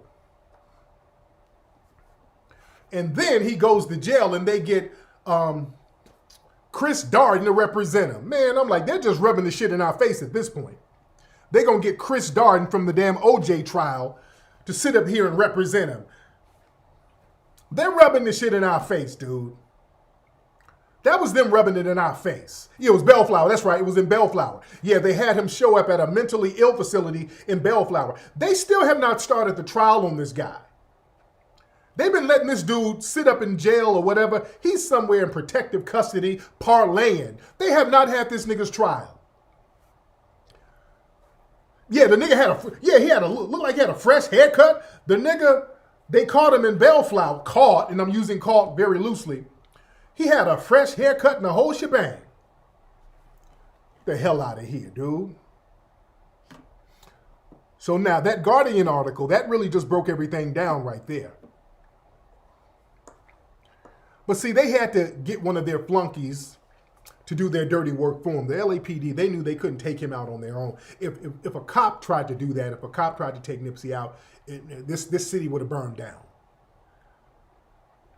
This city would have burned down if a cop did that. But we got to understand, police, they orchestrate little targeted hits on people all the time. Where are my Texas people? There was a case down in Texas that really pissed me off too. Out there in Texas, there was a kid, man, a 19-year-old kid, special needs kid, man. The kid, man, they said he has the mental capacity of a child. This kid was in a group home. I don't know why his people had him in a damn group home. And in the group home, I think he pulled a knife on somebody. And they called the police on the kid. They had the kid arrested, which is very unfortunate. Extremely unfortunate. This is it right here. This is this kid right here, man. This breaks my heart. This kid, special needs, man. They locked him up, which they should not have done. This was in Houston, guys. They locked him up, and I think then his mom or whoever, I don't know who his parents were, because his mom, his so-called mom, whoever, was doing a press conference, and she was talking about how she went down to the jail and telling them, please, don't hurt him or whatever. And the police said he would be in good hands. And I'm looking at the mom like, why the hell was he in a group home? What the hell why was he in a group home? So anyway, this group home called the police on this kid. And they put him in jail, put him in a holding cell in general population, which they should not have arrested him. And a suspected white supremacist killed this kid. A suspected white supremacist beat and stabbed this kid. That pissed me the fuck off. Because this was something that it seems like they did deliberately. This is something that it seemed like they did deliberately. He was killed by his cellmate. This was a kid, man. He was 19 years old, but he had the mental capacity of a child. This was a damn child who could not defend himself. And the way they word the story, he got in a fight in jail. This kid, he couldn't fight. He was a special needs kid, man. Even here in the article, it was like he was a 13-year-old trapped in a 19-year-old's body. You dig? He had no criminal history, of course not. So you had somebody with the mental capacity of a 13-year-old. They sat their asses here knowing that he was special needs and put him in a jail cell with a suspected white supremacist, and this piece of filth killed him, and those dirty ass Houston police and that jive ass police chief down there let it happen. You understand? They put him in there. They did that on purpose. Yeah, they said he was like 98 pounds. This was a child, dude. My thing is also with these parents, a lot of y'all parents out here, and this is another thing. After they killed him, they donated his organs. I didn't like that either. They donated his damn organs. Some of these parents, what happens is y'all sit up here and y'all let these things happen to these kids. Come on, y'all can't do that. Y'all can't sit up here and just throw your hands up and just, let your kid go to a group home or whatever. And, I know shit gets rough, but y'all sit up here and let your kids get taken out. And you sit up here like, well, shit, I got a burden lifted off me. Stop that bullshit. Nah, that ain't it. That ain't it. And I want us as a community, our vulnerable brothers and sisters, I really want us to start getting into the mindset, because we're already in the position to help our people, man. When I see people, children and childlike people get hurt by these funky ass race soldiers, that never sits right with me, man. I feel like a coward because we as grown men and women, we can't shut it down. We're just not shutting it down. That's some shit we got to shut down. You understand? Now, I know a lot of us don't know what's going on out here. A lot of us don't know what's happening with these kids in these group homes. We really got to keep an ear in our eyes and really see what's going on with those in the community. Somebody say we need a hotline. We really do. We really need a network of us where we can, just on the grassroots, where we can, different cities, we can provide some kind of help for some of these kids, some of these special needs folks, some of these vulnerable people out here. You understand? We got to start setting up shop. We got to start setting up shop. This ain't it right here. And these race soldiers, these cops, they sit up here and orchestrate these hits. You understand? They orchestrate black folks who are vulnerable getting hit by one of these suspected white supremacists, especially with these inmates in jail. They work with these little Nazi groups and they work with these guys and they position black folks to get popped. Y'all remember in Ohio a couple of years ago, one of them old jive ass COs sat here and chained some brothers up on a bench and then let a damn Nazi out to stab them. And them brothers was fighting back. All them brothers didn't get stabbed up. They were still fighting back. But them dirty ass COs out there in Ohio chained the brothers up and then opened the damn cell so a damn Nazi can come out and stab the brothers. Then the brothers couldn't get away. We got to stop playing with this game about these race soldiers being in law enforcement. We better really, really take that shit seriously. Let me tell you something. In the 1960s, this is why out here in LA, the street politics is different. The streets politics is different out here. Certain shit, law enforcement can't directly get away with. See, if they want to get away with something, they got to get a shitty cuz or somebody. They got to get a nigga to do their dirty work for them. But there's a lot of stuff that law enforcement can't get away with on the streets out here. I've talked about this before. As far as killing people, now they can go shake people down and stop and frisk. But as far as all that killing niggas and they understand part of the street code out here, there's going to be consequences to that. And the reason why out here in California, and not just LA, but California generally, a lot of the street rules are spilled over from the prison codes. Yeah, LA got somewhat of a code. There's some bullshit that goes on out here, but there is somewhat of a code out here. Okay? A lot of the code out here on the streets spills over from prison. There's codes in prison. Now listen, in the 1960s, out here in the California prisons, those race soldiers were doing the same little slick shit. The race soldiers would work with the Nazis and the Aryan Nation, and they would set brothers up to be ambushed in the prisons in the early 1960s. They would do that little shit. But you know who shut that down? The Black Guerrilla family shut that bullshit down. That's why they don't really talk about the Black Guerrilla family in the public lexicon. The white media don't really talk about the Black Guerrilla family. The Black Guerrilla family shut a lot of that down. Y'all better really study the Black Guerrilla family, BGF. They shut that down.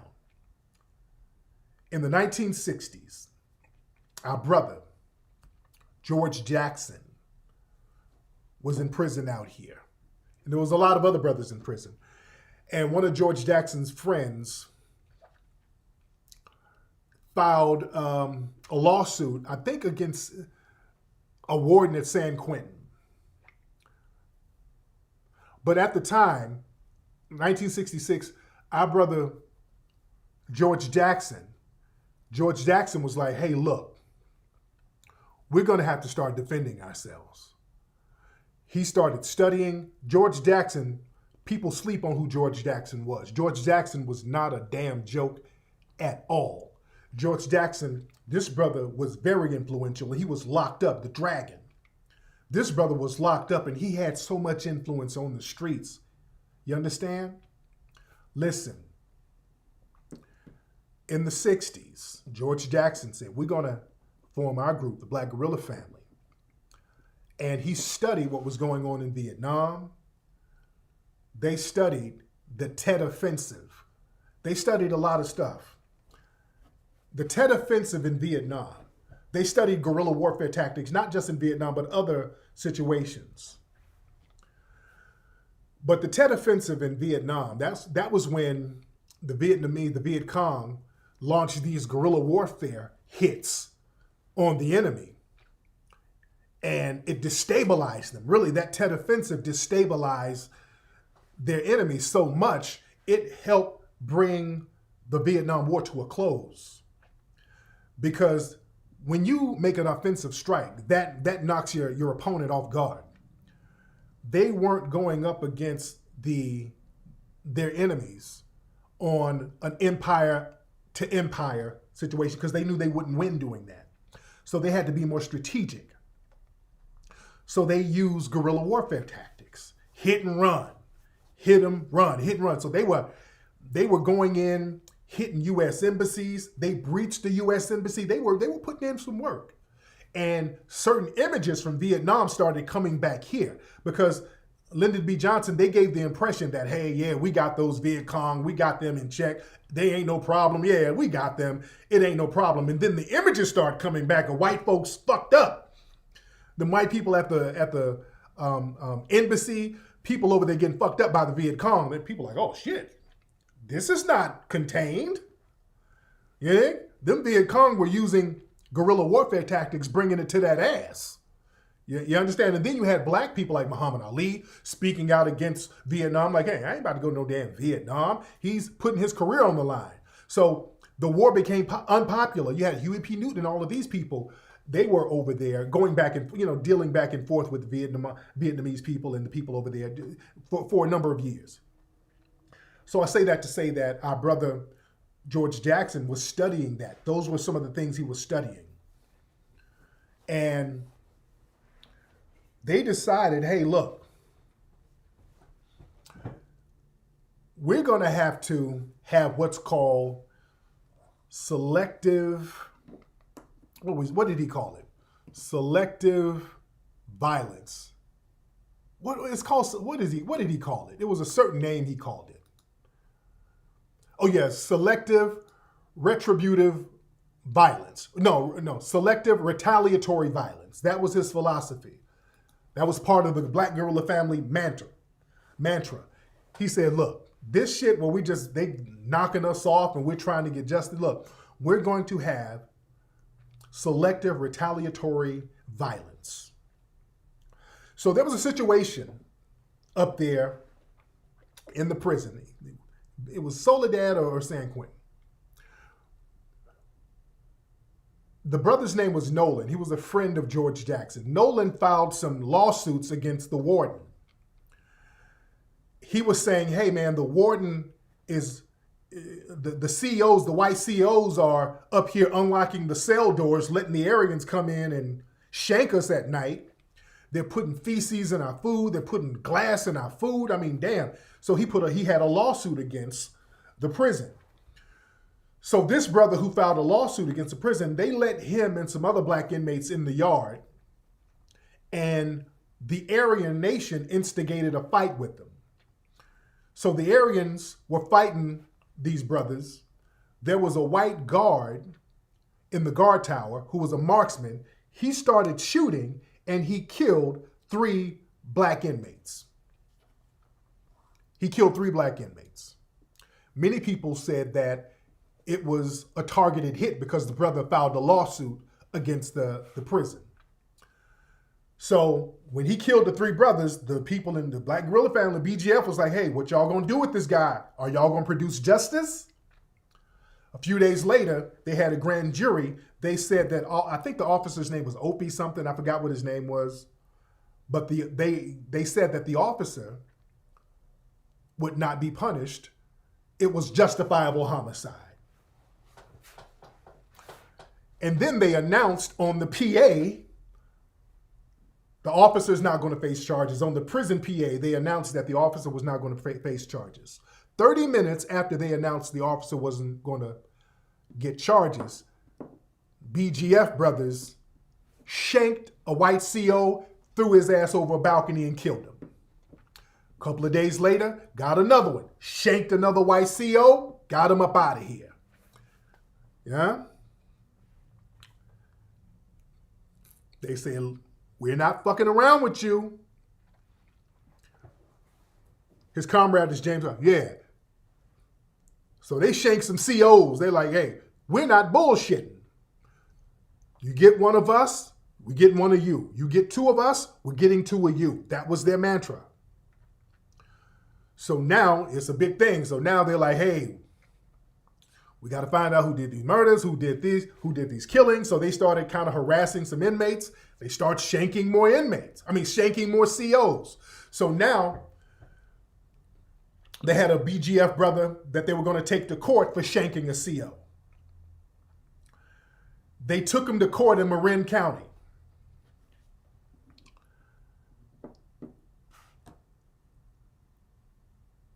They went to court in Marin County. George Jackson's brother, John Jackson, was up in court. They went to court. The brothers had sawed-off shotguns and pistols. They jumped up in the courtroom, threw some pistols to their comrades, took some jurors hostage, took the judge hostage, all right? And said, hey, free the Soledad brothers.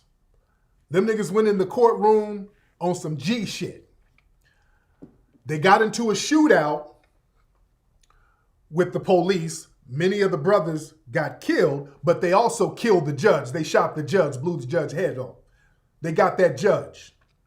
They killed the judge. Got it?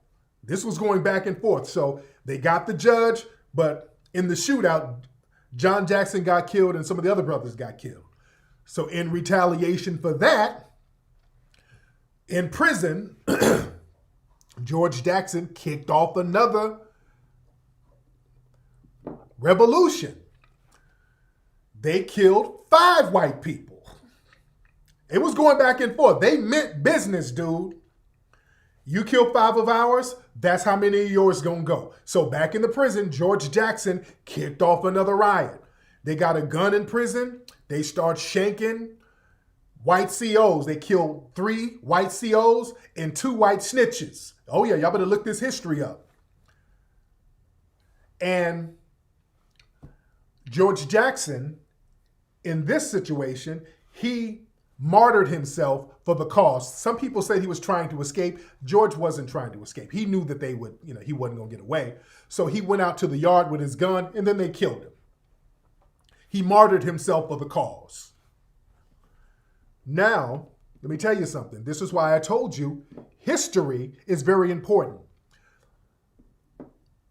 George Jackson kicked off that revolution in prison on August 21st. He did that on the anniversary of the Nat Turner Rebellion, which is August 21st. He understood the significance of history.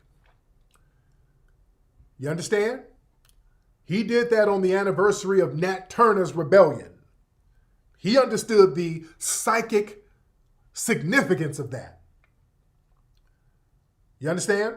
Now, after George Jackson got killed, they were really poking them damn white CEOs in prison. All up in California, they were poking white CEOs left and right. About a dozen of them got poked in a short time frame. They were getting them back. Not only were they getting it popping out here in California, my New York brothers and sisters, 2 weeks later, Attica got popping because of George Jackson. That's the real reason they got it popping in Attica prison. The Attica prison riot happened 2 weeks after George Jackson got killed. That was the real reason behind Attica. The New York brothers got on code and say, hey, let's get it popping for our brother. They ain't gonna tell you that about Attica. Attica happened right after George Jackson. That's how on code people were in the streets back then. It resonated all around the country. You understand? That's the real reason behind Attica. They were doing that to honor George Jackson. Because right after George Jackson died, 700 prisoners in Attica went on a hunger strike. But George had the streets popping. This dude was a problem to the white establishment, man. This dude was in prison. You had him locked up, and this dude is shot calling like this? Damn. You understand what I'm saying? This dude was locked up, and this nigga was shot calling. This is why they don't want us smart. This is why when we woke is a problem. They don't want us too woke. They don't want us woke like that. And let me tell you something. You say Huey called it revolutionary. But let me tell you something. Listen. The BGF, they were no joke. One of the lawyers for George Jackson, Faye Stidham, I can't pronounce her. I forgot her last name. It was a white woman who was kind of working with certain Black Panthers, and she was working with George Jackson. And some people felt that she pulled some kind of shiesty move. They felt that she betrayed George Jackson. They popped her ass in 1979, damn near a decade later. They didn't let that shit go. They thought she did something slick, and they went and shot her. They paralyzed her, and she ended up committing suicide. But the white woman lawyer, they got her. BGF wasn't fucking around, man. Listen. Let's get into Huey P. Newton. Somebody brought up Huey P. Newton. Listen. Huey P. Newton, a lot of the BGFs thought that Huey P. Newton was kind of doing some funny style stuff because see, Huey P. Newton got on the pipe, and Huey P. Newton was, kind of shaking down dope dealers and shaking down street dudes and all that, seemingly at first for a good cause, but damn, Huey P. Newton was out here, shaking niggas down for dope and smoking the dope and, little shit like that. So Huey P. Newton, when he got killed, it was BGF who killed Huey P. Newton, guys. Some people don't know that. It was BGF, and this is kind of known on the streets, but Huey P. Newton got hit by BGF. Faye Stender, that's her name. Yeah, but yeah, Huey P. Newton got hit by BGF. Yeah? Because a lot of folks looked at Huey like, hey man, you ain't really riding like we supposed to be riding, dude. And you shaking down niggas for they dope and you smoking up the dope and on there, you gonna have to go too. They looked at it like, hell, Huey, I know you kind of put a lot of stuff in the spotlight, but hey man, everybody can get it. Yeah? Everybody can get it. Yeah, BGF got Huey. A lot of folks didn't know that. Yeah. They were like, everybody can. Yeah, Huey kind of got compromised. And Huey's been doing little stuff like that. Even when they were shooting the movie The Mac. And The Mac was about some real players, the Ward brothers, Fred and Teddy Ward. Fred and Teddy Ward are actually from Alabama, but they went to Louisiana, I think, and then they went to the Bay. But they were originally from Alabama, Fred and Teddy Ward. Two big-time gangster pimps up there in the Bay during the 60s, early 70s. They were serious players. In the movie, The Mac was about them.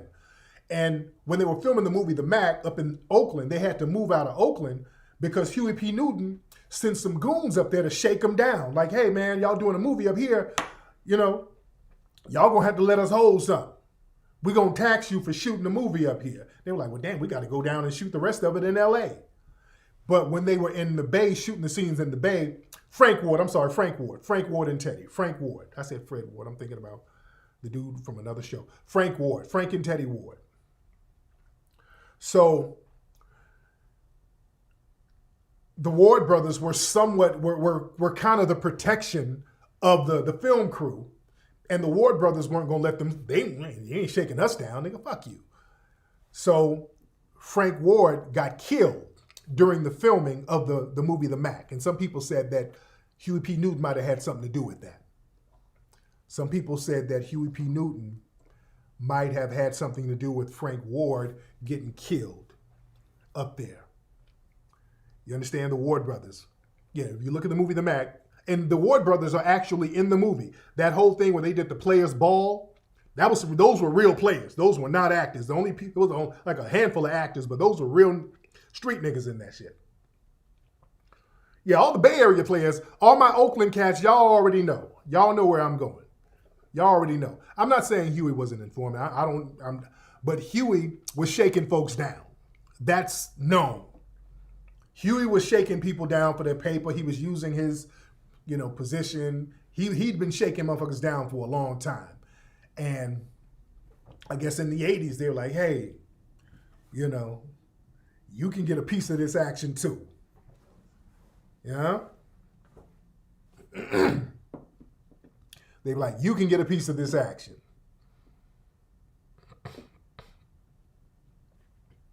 But that just shows you. But the point is, the BGF, the code that they have spread to the streets out here.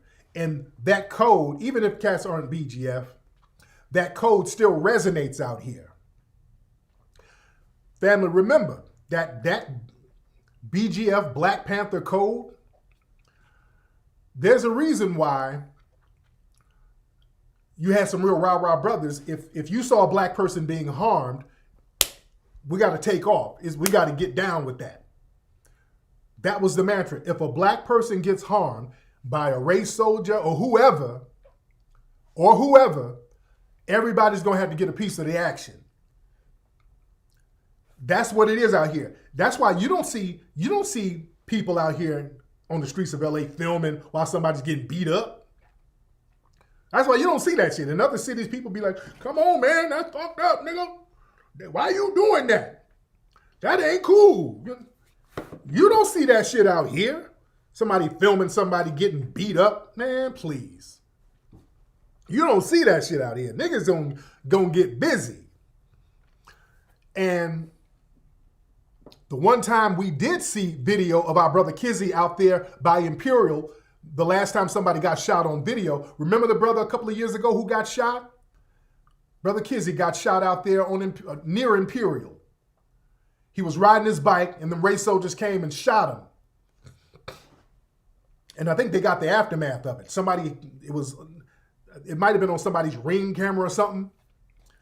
Even that, there was a protest down there, and I went down there to the neighborhood to kind of support. And I told people then, I said, man, this thing is about to go down.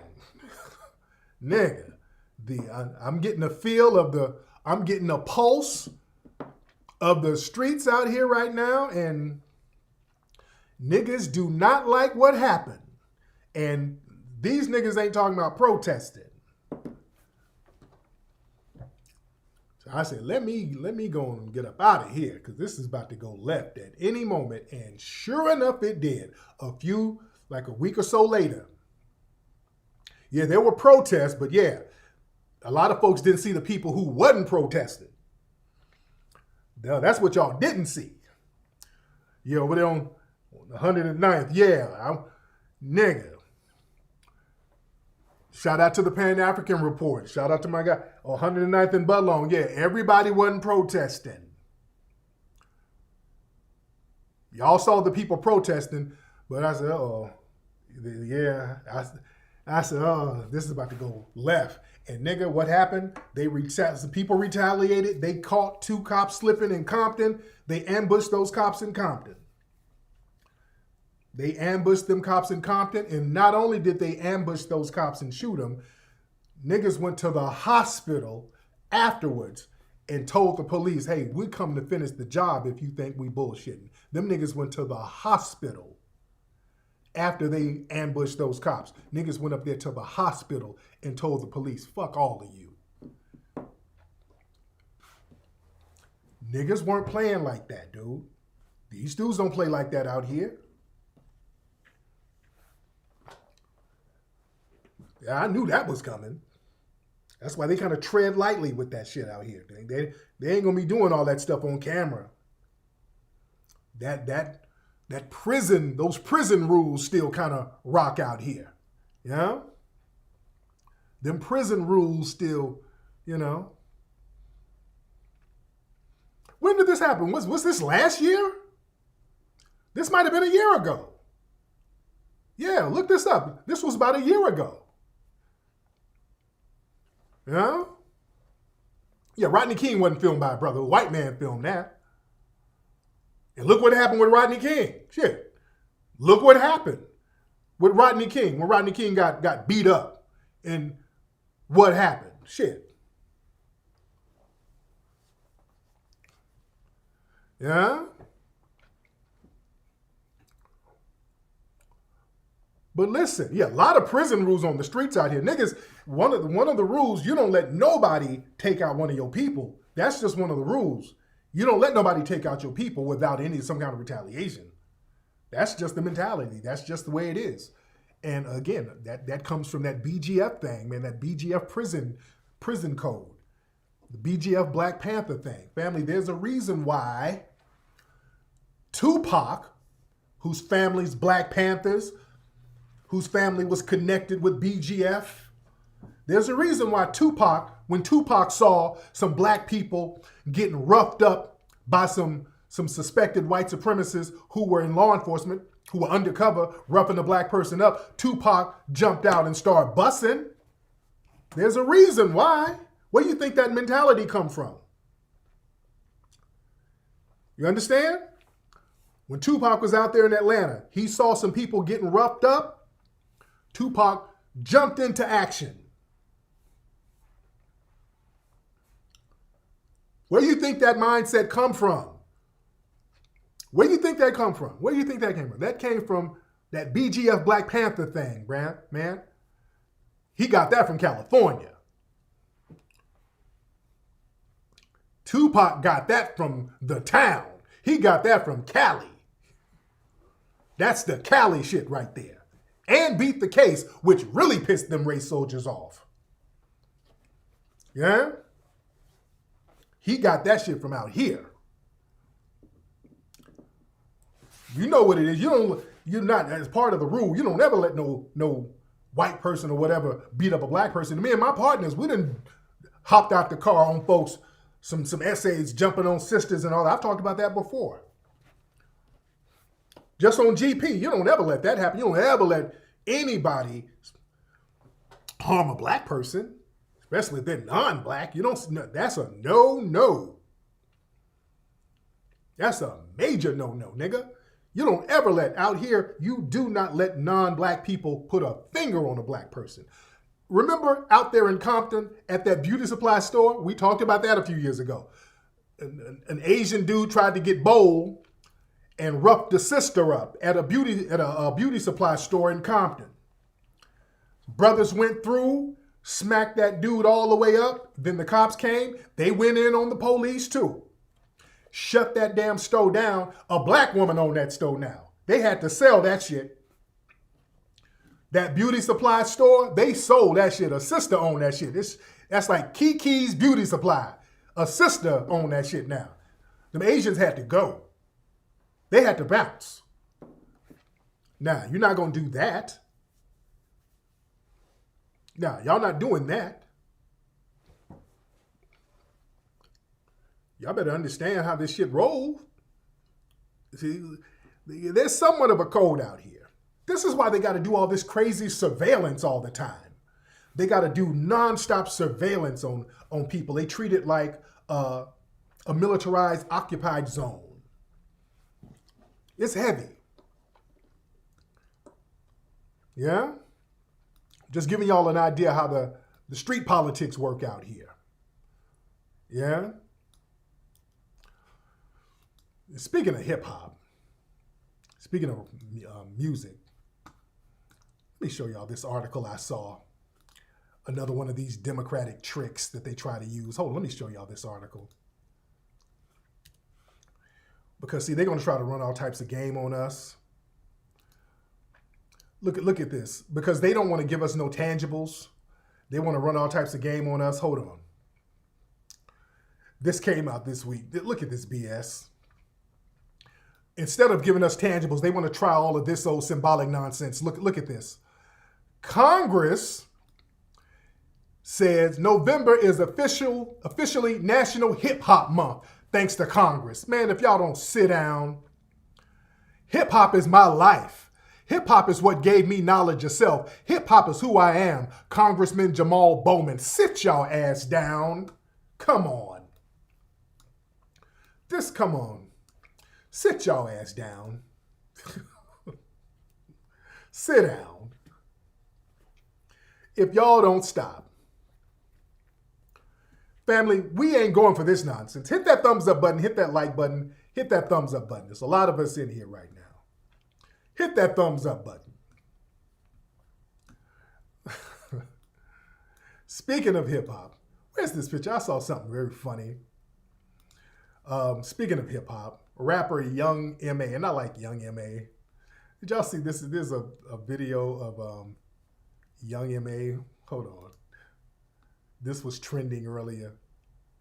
Hold on. Where's this? Right here. Hold on. This is Young M.A. Hold on.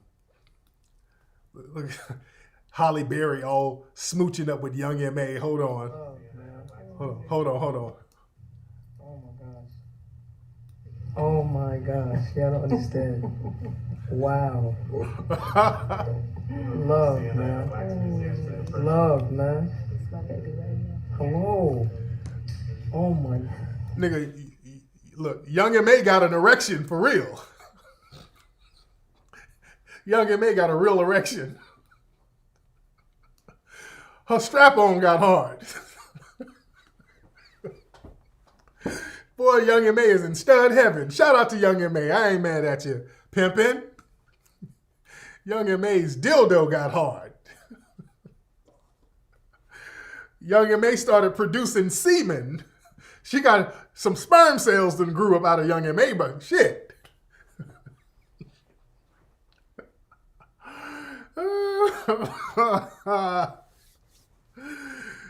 Young M.A. is somewhere scratching her balls now. Shit, she done made it. She a real nigga now. Shout out to Young M.A. God damn. But I saw something. I see some people in here talking about FBA. How somebody in the chat room say, you always specify who's FBA, who's not FBA. You damn right I do. I do. I always specify because y'all do. Yeah, I do. I do specify because y'all do it all the time. Tariq, why are you always pointing out who FBA, who not FBA? Because y'all do it. The minute you win an award, the minute you get a PhD, the minute you get some money or whatever, you go, I'm Jamaican, I'm Haitian, I'm Ugandan, I'm not a nigga. You go out of your way to differentiate yourself and keep that same energy when you do something shiesty. But I saw this TikTok video, this African sister talking about the rift between Black Americans and Africans. Ain't no real rift. Ain't no fucking rift. This is our homeland. Shit. Ain't no motherfucking rift. But she's talking and she's trying to be on the both sides. Well, it's really the white people who's pitting us against each other. And a lot of shit she's saying is kind of cap. But I want y'all to hear this. And, you know, she goes into that booty scratching bullshit, which I don't believe. But listen to this. Hold on. Let me go here. Hold on. Okay, let me play this. Hold on. Now listen to this. Some of this shit is cap. Hold on. Let me get the volume straight. Americans and Africans. Let me tell you something, okay? Coming from an African. When I came here in 2004, from 2004 and growing up, when we first came, the first people that came towards us was white Americans, okay? They came with their news about America and told us everything we needed to know. Everything we needed to know.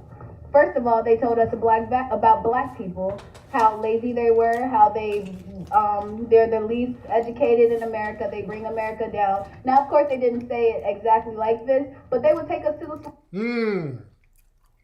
And I'm eating. She said they didn't say it exactly like this. I don't believe they said that at all to her. I'm going to be real. I don't think they said that. I don't believe that. Educated in America, they bring America down. Now, of course, they didn't say it exactly like this, but they would take us to the slums and show us that it's majority of black people. And then Okay, she's full of shit. Okay? She's full of shit. I don't believe her. Let me tell you something. She's full of shit.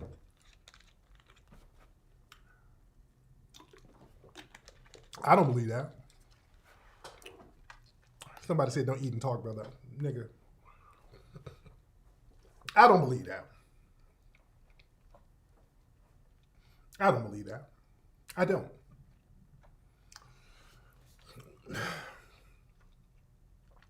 A lot of these folks sit here and put that bullshit on the white people. Well, white people told me y'all niggas are lazy.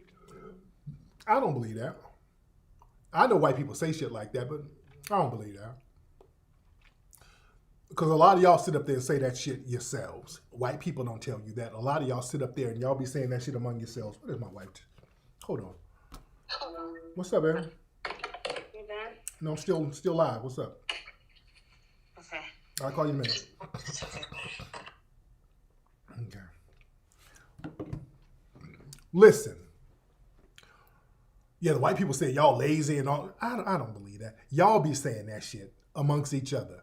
And then she said, this is what made me not believe her. White people took her to the slums to see how black people live. That's a goddamn lie. That's a damn lie. That's a damn lie. That lie right there made me disbelieve all her other bullshit. Hold on. Let me play this again. Hold on.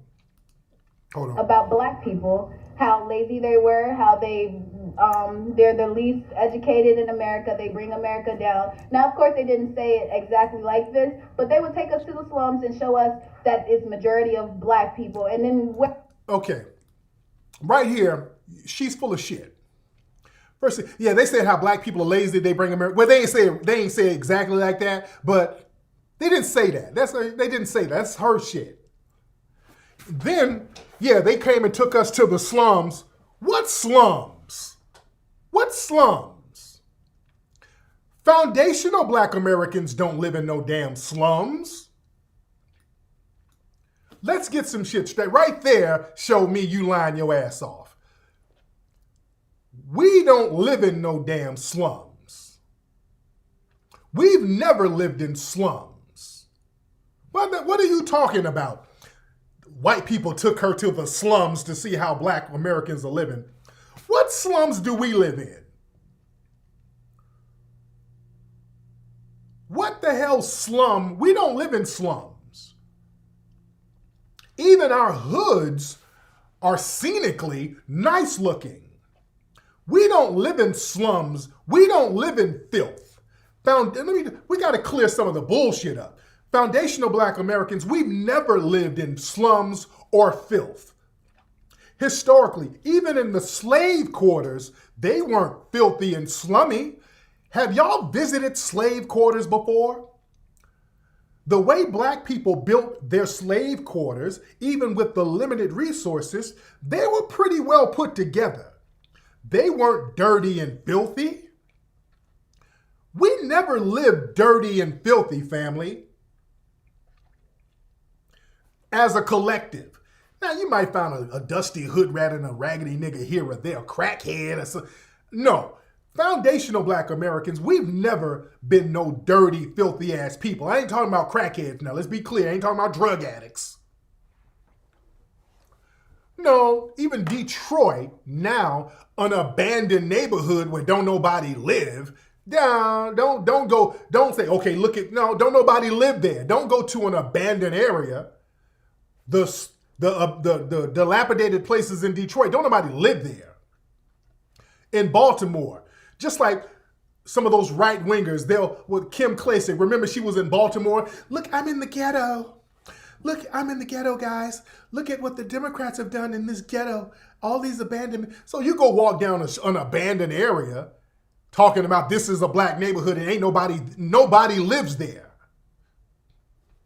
Don't go showing me an abandoned building and saying it's a snow. Don't nobody live there. Don't nobody black live there. We don't live like that, nigga. We ain't never lived like that. We've always been a clean folks. We don't live in slums, dude. Say Baltimore's the worst we got, and in the dilapidated areas, black folks don't really live there in those abandoned buildings. Yeah, and somebody hit it right on the money. Most of the slums, if you want to call them that, most of the little dirty hood areas, it's non-FBA living there. Do we want to go there? Or are we ready to go there? Are we ready to go there, though? Oh, let's not go there now. If we want to talk about a motherfucker living raggedy or whatever, which that shit started in the 60s where it'd be a whole bunch of people living in an apartment somewhere, those were immigrants. Black people had farmland in the South or whatever, so if it got too crowded, you go live with your grandma, your cousin, or your uncle somewhere on a farm. You didn't have to lay up everybody on top of each other in a damn apartment. Immigrants had to do that. Do we really need to go there? Do we need to go there and really talk about that? We didn't have to live like that with 80 niggas in one bedroom. That's immigrant, nigga. Were y'all throwing clothes, hanging clothes all out in the window like y'all would do in the Caribbean with chickens and all that shit? That ain't us. Come on. Shit. Let's go. Please, let's not go there. And really point out who was slumming, if anybody was slumming. Where did they come from? FBA weren't slumming. We don't. No. Don't put that lie on us. Yeah. I'm gonna be fair. I ain't gonna be mean-spirited here. And then shout out to my non-FBA people. Shout out to you. Shout out to you. I ain't saying all of y'all were living raggedy or whatever, but we're gonna have when some of y'all folks come over here lying, we're gonna have to check them on that. We're gonna have to check them on that. Yeah, we get resource deprivation. They force poverty on us and we still come out clean. We still shine and we still come out the house tight and clean, man. We keep our cribs tight. We keep our home tight. We keep our shit clean, dude. Come on. Let me play some more of this girl, dude. Hold on. Let me play some more of her. And again, shout out to my non-FBA family. I ain't trying to beat up on you, but come on now. Folks can't be capping like this, though. They're the least educated in America. They bring America down. Now, of course, they didn't say it exactly like this, but they would take us to the slums and show us that it's majority of black people. And then when we came down here, we lived in a wealthy community. In a white community at that, actually. So they moved us into a white community so we could see how it was in a white community. Okay, what is she talking about? They moved her into a wealthy white community, because that sounds weird. What were you doing? Were you adopted? No, what is she talking about? Like they came over like they were balling. Why did they if you were in a white community, why were you in a white community? Because they don't bring you into no white community unless you were made or they adopted your ass or they didn't sex traffic your ass. So what were you doing in a wealthy white neighborhood and you came over from Africa? Is it cap? Is she lying? Either she's lying or she was adopted by some white folks. Because white people ain't just bringing you into their damn neighborhood. They didn't move you. Yeah, you were their maid or some shit like that. What are you talking about? A foreign exchange? No. A transfer student? What was her situation? Yeah, she ain't telling all of it. What was if they brought you into a white neighborhood? I want to know what the situation was. They moved us in, meaning that you were being sponsored by somebody. Somebody sponsored you. If they moved you into a wealthy white neighborhood because you didn't have no damn money, that's the reason why you had to bounce. So you were beholden to some white people if that's the case. You were somebody's servant or something. So let's be very clear. She's leaving something out. See, that's another thing. See, you got these folks who come over here and they sit around to get around white folks and they act like they got around white folks because they had some kind of educational advantage or something. No, you were the fucking nanny. They went and got your ass from an orphanage and brought you over here to act as a nanny. You were a damn indentured servant and you sat up here believing all the bullshit about foundational black Americans. Yeah, you ain't telling all the story. They good for telling half stories. Hold on. they moved us into a white community so we could see how it was in a white community or whatsoever. There was nice people. They would come and bring you things or whatsoever. With that being said, we started off going to private schools. Once we started to get probably into middle school, my mom would send us off to public school so we could get used to the world.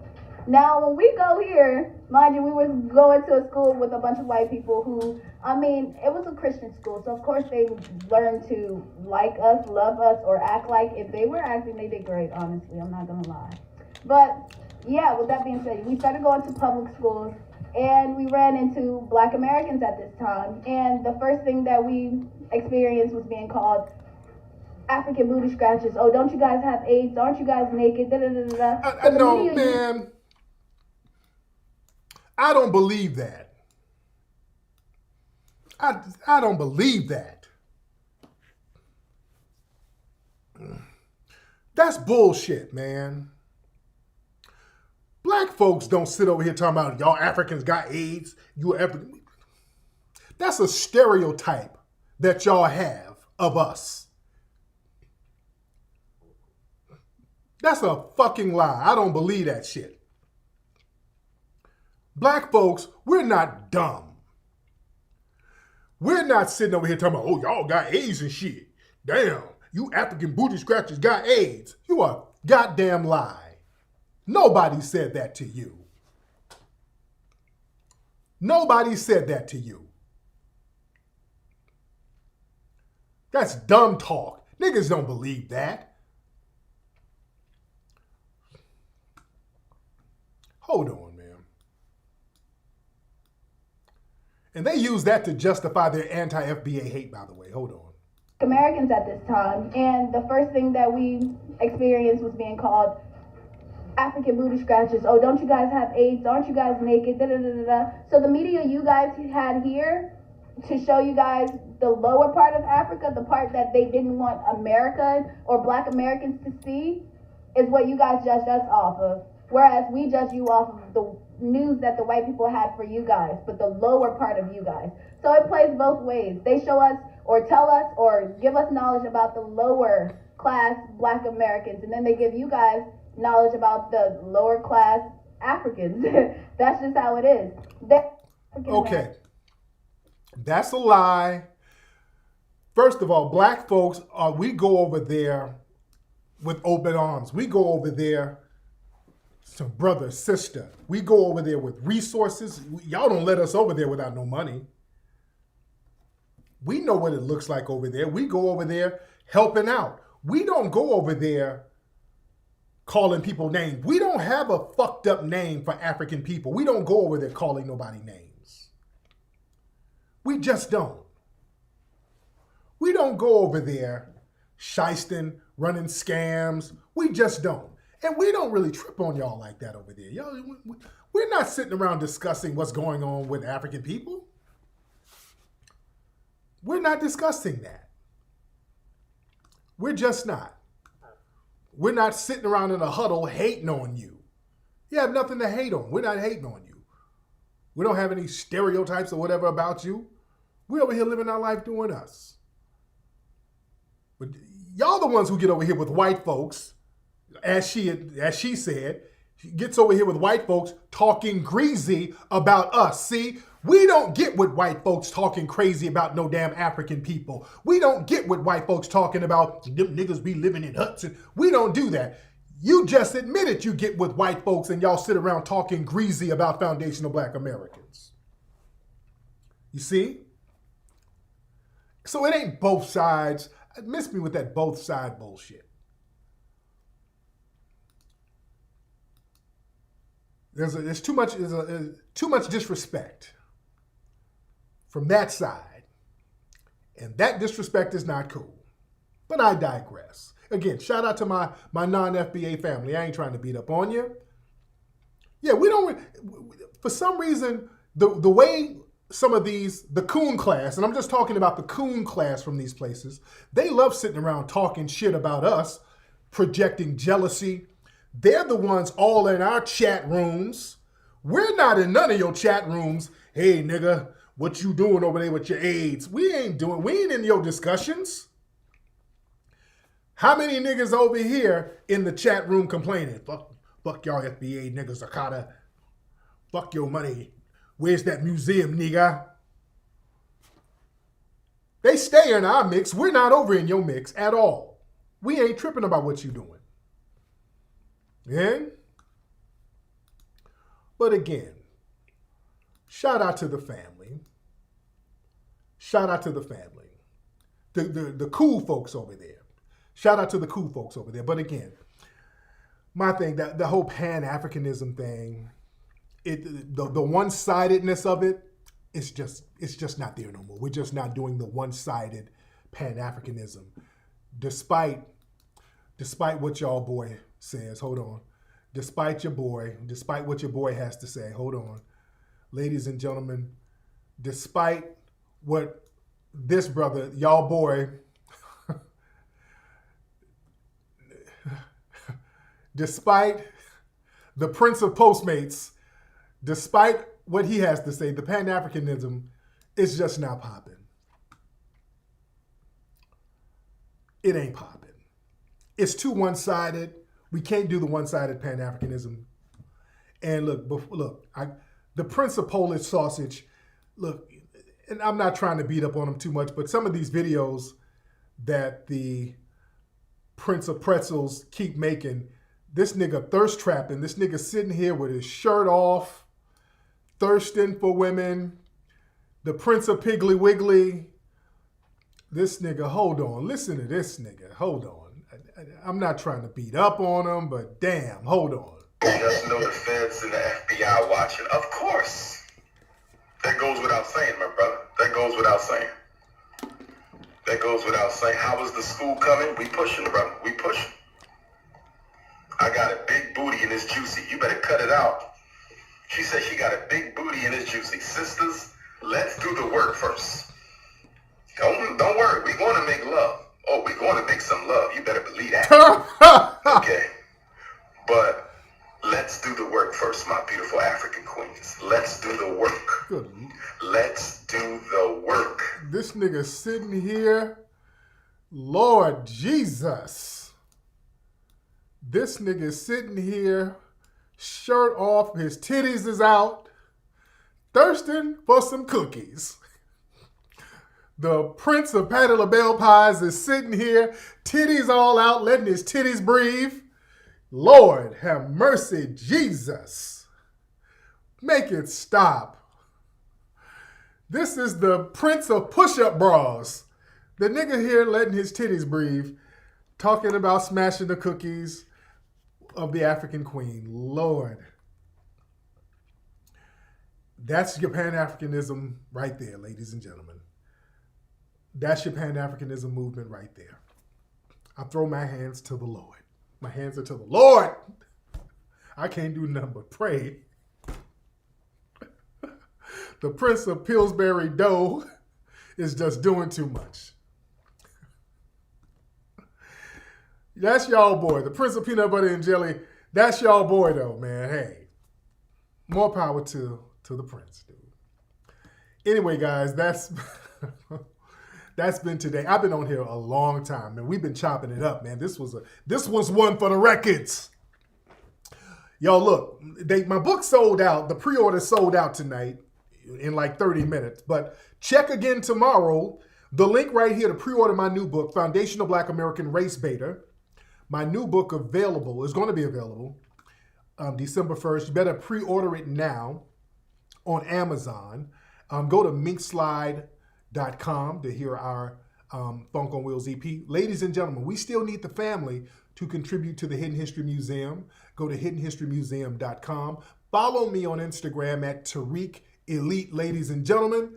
And I'm going to holler, man. Y'all have a wonderful and blessed week, ladies and gentlemen.